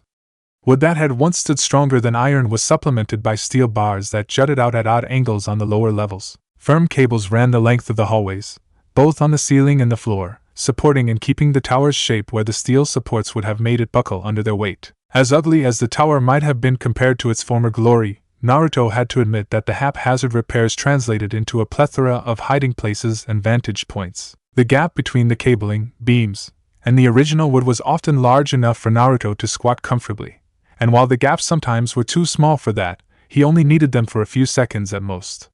He could tolerate slight discomfort if it yielded results. That, however, was the sticking point, and Naruto made no assumptions about whether or not he would succeed. The blonde stifled a grunt of exertion as he leveraged himself into a nook on the right side of the hallway that almost completely concealed his body from the rest of the hallway. The blonde's left arm shook with exertion, pressed as it was against a jutting steel beam, to push his body flush with the wall. Naruto relied on physical strength alone, compressed as his chakra was to avoid detection. He gritted his teeth as his right arm snaked out and parted a grouping of support cables and electrical wires that hid his body from sight. Gotcha, he cheered triumphantly. The sight of Yakushi Kabuto silently padding down the 3rd-floor hallway greeted him from between the wiring. The silver-haired Genin's team had arrived earlier that day, the 5th day, alongside Team 7. After a brief encounter with a surly Sasuke that had left Naruto even more curious than he had been before, the blonde had been in full-blown stealth mode, searching for any opportunity to gather information on the mysterious youth. It had come, and Naruto thanked Yamato and the Sandaime even more for their decision to teach him the Kage Bunshin. It truly was invaluable. With it and a few other techniques he had been working on, his stealth was at an all-time high, and was only growing better. He let himself fall to the hallway floor as Kabuto rounded a corner, a slight inflection of chakra making it silent. Acting quickly, he formed the tiger seal, and steadily pushed his chakra to his skin level. The disturbing sensation of eggs being broken all over his skin made him shudder, and Naruto let loose his breath as he felt the life force settle. He raised his right arm to eye level, noting with satisfaction that it looked all but invisible. A scowl crossed his unseen face at the slight rippling it gave off as he moved. His chakra's manipulation of the light hitting him was still in need of work. And it takes all my concentration just to get to this. As potentially advantageous as the Maisegakure no Jutsu was, it was notoriously difficult to perform, requiring pinpoint chakra control to properly manipulate the light that struck the user's body. There's always something else to work on, the blonde lamented silently as he spared his non-existent shadow a glance before swiftly making his way to the end of the hallway. And I'm not even close to managing the scent. Naruto peeked around the corner in time to catch a glimpse of his quarry striding through the open entrance to one of the dozen training rooms the tower boasted. A quiver of doubt crept into Naruto's mind at the other genin's destination. The training rooms, with their openness, weren't exactly prime choices for covert meetings between shady shinobi. Once more, the idea that Kabuto might in fact be an undercover ANBU member entered Naruto's mind. It would fit, given his status as a leaf nin and his proclivity towards helping the rookies. ANBU or not, Naruto mused, it's not like I'll be interfering in a mission if he's just meeting with a superior. Resolve renewed, Naruto took a deep breath and poured every ounce of his focus into his Maisegakure no Jutsu. Satisfied with his near invisibility, he leapt to the ceiling and walked upside down to the entrance of the training room. Kabuto had descended the stairs from the balcony to the main floor and leaned casually against the banister. Naruto grimaced, realizing that he might be in for a long wait before whoever was meeting his quarry decided to show up. He wasn't disappointed. 20 minutes ticked by Naruto's count, before a man with silky black hair wearing the garb of a kusanin materialized from the floor. The man's pale skin seemed to absorb more light than it reflected, and a slow smile spread across thin lips as he took in his company. Kabuto chose that moment to shatter Naruto's world. Orochimaru-sama, the silver-haired genin greeted. All of Naruto's thought processes, all his theories on why Kabuto was here, who he worked for, came to a screeching halt at the name of Konoha's infamous snake Sannin. What? The smile became a grin that was just a smidgen too toothy and yellow eyes widened, revealing slit pupils. Naruto shuddered at the wrongness of the man below him, frozen in place. Kabuto-kun, the famous criminal returned, the name of his contact rolling off his tongue. Were you followed? From his vantage point, Naruto had a clear view of half the bespectacled genin's face. Light glinted off the older boy's glasses as he adjusted them, a grin of his own forming that told the blonde interloper in no uncertain terms that it was time to leave. Of course. Shit! Naruto's brain kicked into high gear as he realized he had been made, and battle-tested reflexes fired on all cylinders as he sensed the telltale feeling of a shunshin. The blonde spun 180 degrees in the blink of an eye, and only just managed to duck out of the way of a kunai slash at his neck. Survival instincts kicking in, Naruto powered himself backwards over the railing and the edge of the balcony with a burst of chakra. Idly, the blonde noticed his cloaking jutsu had collapsed as he reached for his knuckle knives. Fingers grasped the cool metal firmly just as Naruto landed in a defensive stance, his wind chakra making itself known with explosive force. The howling element cut deep gouges into the stone tiles, and Naruto bared his teeth in anticipation, just as a feather-light touch on his neck froze him in place. The screaming wind cut off abruptly as Naruto's chakra went haywire on itself, sending pins and needles shooting all through the genin's body. An all-encompassing numbness followed a split second after, and Naruto realized that he couldn't move a finger. What did he? Kana Shibari no Jutsu, Naruto-kun, a voice that was as smooth and sweet as honey whispered into his ear. He would have shivered had he been able. Or, perhaps more accurately, my own little twist. An arm was dragged lazily across the blonde's shoulders as the man took measured steps to face his prey. The same grin that showed just a few too many teeth played across his lips in delight. I do apologize, Orochimaru began, and his face shifted into picture-perfect contriteness. I would, of course, prefer to have this little chat as equals, with both of us free to move as we please. The Sannin's tongue flopped out lazily as a smirk crossed his thin lips, almost as if his mouth needed to remain closed just to contain it. The pale man drew it across his lips as if he was savoring the moment before he dug into his next meal. But I couldn't run the risk of you doing something rash, the man explained patiently, as if to a small child. We wouldn't want you to say, dispel yourself, now would we? Orochimaru's grin widened as Naruto's eyes tightened around the paralysis. Certainly not, Kabuto drawled dutifully as he drew even with the snake's sannin. His eyes raked over Naruto's form with a gleam, as if sizing him up for a dissection. Too resourceful by far, the silver-haired youth complimented. Orochimaru nodded, a throaty chuckle escaping his lips. Kukuku. Too resourceful by far, he echoed. And the Kage Bunshin. Such a wonderful ninjutsu, and for one so young to have such a grasp of it. Kabuto nodded sagely. Quite talented. I almost didn't believe it when I found out, but with that little showing in the examination room. Ah, yes! Quite the marvelous performance that was. Poor Dosu had no idea what happened. But then their attack on you was misguided in itself, Kabuto-kun. Simpering little weaklings they are, but so eager to please. It was unexpected to be sure. Though I admit, Orochimaru-sama, I had thought you would inform them of my allegiance. The young man turned to face his master, the question written plainly on his face in the form of raised brows. The Sannin shrugged delicately, waving off his subordinate's concerns with a wave of his hand. One never can trust genin to perform admirably in an unfamiliar situation. Given the knowledge of your allegiance, as you put it, would have compromised their behavior, I have no doubt. You work with genin every day, do you not, Kabuto-kun? Surely you are aware of the lack of discipline most possess, he lectured. Of course, Orochimaru-sama, Kabuto demurred. Though their knowledge would have saved me some small trouble, the snake summoner chuckled. Naruto was all but ignored completely. And yet you acquitted yourself so beautifully. Indeed, you managed to insert yourself into Kakashi's team's good graces so easily that even I could scarcely believe it. Thank you, Orochimaru-sama. And how fares young Sasuke-kun? Kabuto's face shifted from careful pride to calculating in less than an instant. Your Jurin has taken hold successfully. According to his teammate, he was unconscious for nearly 12 hours and battled a fever. The seal apparently activated when he awoke. Kukukuku, Orochimaru laughed. And so it has taken hold. Is there anything else worthy of report? Only that the use of ninjutsu and chakra in general causes him pain. The snake Sannin nodded absently. A common side effect early in the assimilation process, he observed. I must say that Sasuke-kun was certainly impressive in our encounter, though perhaps not as much as I would have liked. Orochimaru-sama? Oh, he was skilled, to be sure, though he does pale in comparison. The pale man's face tightened in remembrance. Itachi was far more talented.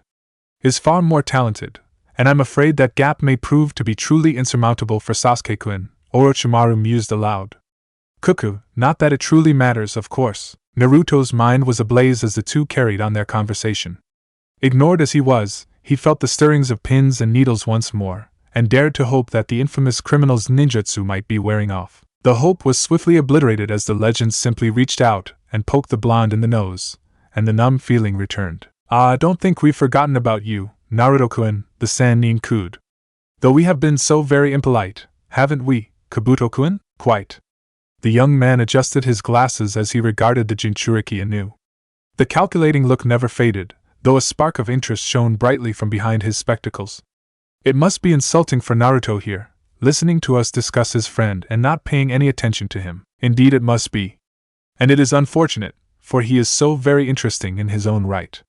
Why, people start to wonder about such an intriguing genin, don't they? Sneaking around at night, asking questions that can't be answered, learning things that no genin knows, Kabuto said. A smile that would have had Naruto running in fear were he able spread across the older genin's face. He gets people's attention, and then they start to ask questions of their own. The silver-haired youth began to circle the paralyzed blonde, assessing him from all sides. Who is the genin who learns chunin and jonin restricted skills? Who is the boy who returns from, not one, but 2 missions gone awry? And all but unscathed, Kabuto completed his full circle and came to stand beside his master, the two of them sporting nearly identical grins of anticipation. Who is Uzumaki Naruto? He finished dramatically. Who indeed? Orochimaru hissed. A snake slithered from his wide sleeve and fell to the ground, where it slowly began its trek up Naruto's leg. The blonde's eyes widened as he felt the sensation from a distance, the numbness dulling the weight of the deadly reptile as it made its way across Naruto's torso and came to rest around his neck. Its tongue flickered out to tickle the boy's ear. Why don't we let the boy speak for himself? What do you say, Kabuto-kun? A good idea, Orochimaru-sama. Well then. The snake Sannin reached out and ever so gently drew the back of his fingers down Naruto's left cheek in a twisted mockery of a caress. Stinging pins and needles spread forth from the pale man's touch as the paralysis was lifted. Naruto gasped as he was suddenly able to move his mouth and breathe freely. Air that had only entered sparingly through his nose for the past minutes was taken in huge gulps. His eyelids blinked at a furious pace, causing the boy to tear up as the irritation of temporary paralysis was dispelled. What do you want from me? The blonde demon container finally managed to wheeze, so to the point, the pale man muttered with a roll of his yellow eyes. Nothing that you won't be willing to give in time, Naruto-kun. Of that I can assure you. The more pressing question is, what do you want from me? Naruto's brows creased in a harsh glare. I don't want anything from you. He all but screamed. Do lower your voice. No one can hear you, and it is simply impolite, the Sannin chastised. And you will want something from me, dear boy, for you see, you have a problem, a rather large problem, in fact, in the form of a group of very powerful individuals after the fox sealed inside you. Akatsuki, Naruto bit out with vitriol.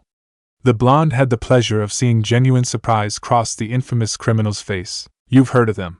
It wasn't a question. A grin of amusement crossed the man's face once more, gleaming white teeth showing. You wouldn't be so kind as to tell me how you came by that name? At Naruto's stony silence the man chuckled. Cuckoo, I thought not, but it is irrelevant. How you came by their name means little, only that you do know their name. And how do you know their name?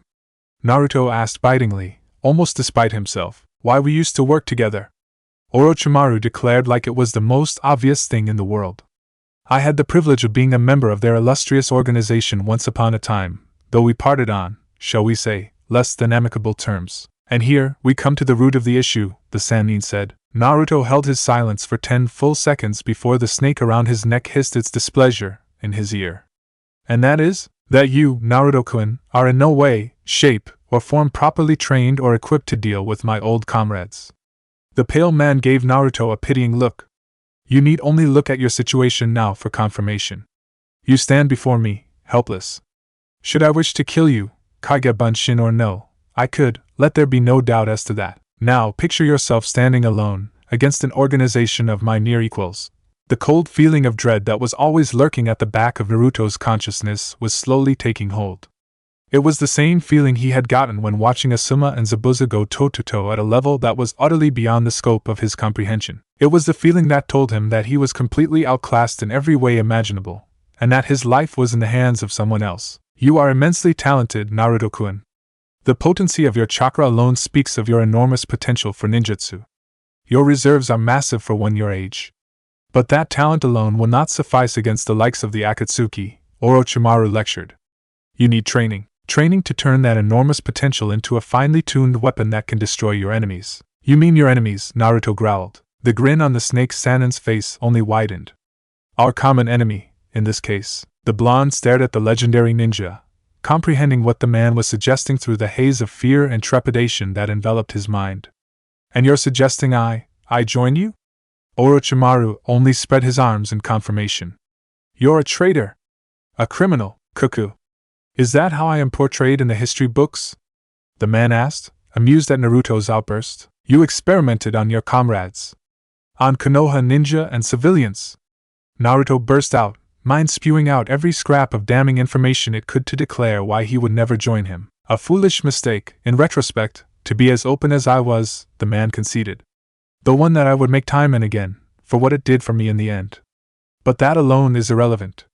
Do you think that if I had not kept my experiments to enemy shinobi and civilians, they would not have been sanctioned, even applauded by your precious Sannin? Naruto's eyes widened, denial coursing through his veins.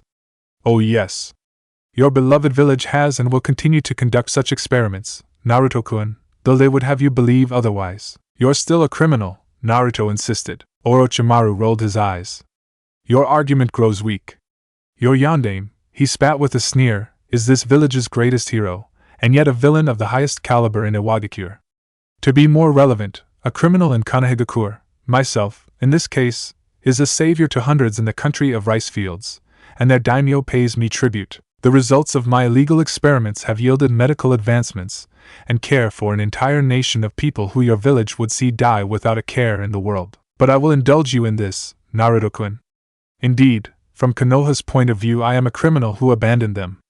And in the midst of a war, no less, the pale man said. Damning, to be sure, but you must ask yourself this.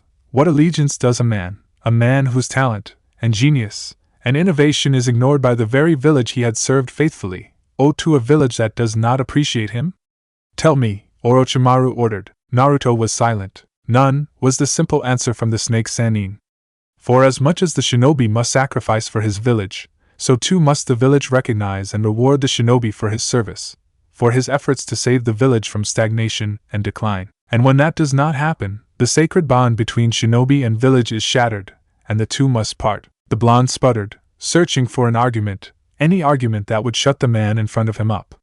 Anything that would stop his words. Kabuto interjected before so much as a thought had truly crossed his mind.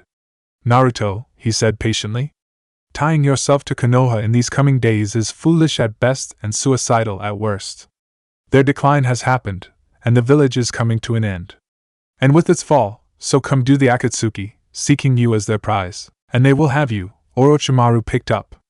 No matter what friends you have that will stand at your side, no matter if Konoha's remnants will stand alongside you in battle, you and they will all die. And your existence will come to a short and anonymous end. You will, doubtlessly, come to realize this yourself, Naruto-kun. You will realize that this village, for all of its reputation, can neither protect you nor give you the ability to strike down your enemies. Nor, even, would they wish to, the Sannin said. You are their pawn, a weapon forged in the heat of desperation to be used and discarded. Konoha's to ignore for your service, and held up as a scapegoat in times of strife. And those times are coming. You need a teacher, Kabuto said reasonably. A small smile that was one part understanding and one part pity played across his lips. Someone who appreciates all of the immense talent you have and the knowledge and skill to bring it forth. Someone who can both shield you from the Akatsuki while giving you the skills to strike them down. And that's him? Naruto asked, breaking the boy's impassioned speech. His voice was heavy with trepidation, and no small amount of confusion at the deluge of information that was hitting him straight between the eyes. Kabuto merely shrugged, his smile still in place, as if to say, who else? You need not accept now, Naruto-kun. The now familiar grin returned, and yellow eyes alit with the inner mirth that had been present early, but had disappeared as Orochimaru spoke. I am offering my services, you might say, for when the time comes, and Konoha can no longer protect you. When this village no longer has any meaning for you, and it will come, the Sannin stated with certainty. A time when the needs of your own survival will far outweigh the ties that bind you here. When that happens, come and find me. The blonde had no time or means to react as the snake that was coiled around his neck struck suddenly, and the searing bite of fangs was the last thing Naruto felt before he knew no more. He watched the explosion of smoke with nothing but the smallest glimmer of satisfaction. And so the great game begins, he mused. Uzumaki Naruto's loyalty was a prize he was far from winning, but the risk was worth the result it would bring. The boy's potential was just that high. Beside him, Kabuto let loose a laugh. Your boldness knows no bounds, Orochimaru-sama. To reveal both of us like that, is he really worth it? The snake Sannin nearly rolled his eyes at his subordinate. For all the boy's shrewdness and skill, he had much to learn. Your mission is finished, and I gain nothing by keeping you in Konoha's good graces for a month longer. He had no need to speak of revealing himself. Sarutobi had known of his presence in his village for days now, thanks to Anko. You're right, of course, the silver-haired youth demurred. But the question remains.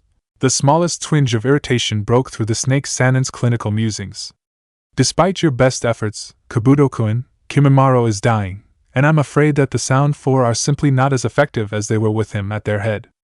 I'm in need of a new lieutenant, and Naruto-kun will be a perfect fit. Even without your Juin? Orochimaru sent the boy a withering look, and was distinctly unsatisfied with the smile Kabuto was sporting. Insolent whelp. The youth was pushing his buttons, probing the waters, and testing his patience. And nothing set him off quite like blatant stupidity. His fingers twitched, itching to form the seals that would summon his shadow snakes and end the annoyance standing next to him, but he refrained. Kabuto was far more useful alive than dead, regardless of the boy's proclivity towards provoking him. His medical skills alone qualified him. The calculating mind and deadly shinobi behind the harmless front he displayed was both a bonus and a great source of the Sannin's vexation. Even without the mark, Kabuto-kun. I trust one don't need to explain the nature of a Jinchuriki to you. It wasn't a question. And though the older man's tone was just as mild as it had been with the youth all night, the undercurrent of promised violence was enough to make Kabuto pause. But not to stop, but to tempt the Akatsuki. So, it's an awful risk, Orochimaru-sama. The smile had returned to the boy's face, and it was as sly as a fox. It was the same smile that had been on his face when he had reported that Hanzo had fallen, and Pain and Akatsuki were now in control of an entire hidden village. 2 seals and a bite to the neck is all it would take, his subconscious whispered. The poison alone would be enough to override his healing. The Sannin crushed the murderous impulse quickly. The boy derived far too much amusement from seeing his master wage a silent war with his former comrades. And not for the first time did Orochimaru doubt his young subordinate's loyalty. The silver-haired medic had a treacherous streak a mile wide, and regardless of Sasori's loyalty seal being broken, the youth could very well still harbor some allegiance to his old master. He would hate to have to kill him, however. The boy's skills were invaluable, both as a medic and a spy, and their word games were entertaining enough from time to time, despite Kabuto's willingness and even eagerness to aggravate him. His face was perfectly neutral as he responded, "A risk worth the reward, Kabuto-kun. Akatsuki has not the means to hold a Jinchuriki captive for long, and Naruto-kun, thanks to his Biju, must be taken last. With time and training, he will be the perfect weapon to serve as my right hand. Of course, Orochimaru-sama. If I may take my leave?" The pale man waved him away with a hand. "The ANBU are already on their way. I will contact you with any further instructions later." "Yes, Orochimaru-sama." The silver-haired boy nodded once before disappearing in a cloud of smoke. The snake Sannin stood alone in the center of the training room. A productive evening indeed, he mused in satisfaction. "Cuckoo. What will you do, Naruto-kun?" he asked the empty air. A single hand seal was formed and orange flames consumed the infamous criminal from the ground up before he had disappeared entirely. The ANBU platoon, led by the Hokage himself, found nothing upon their entrance 3 minutes later.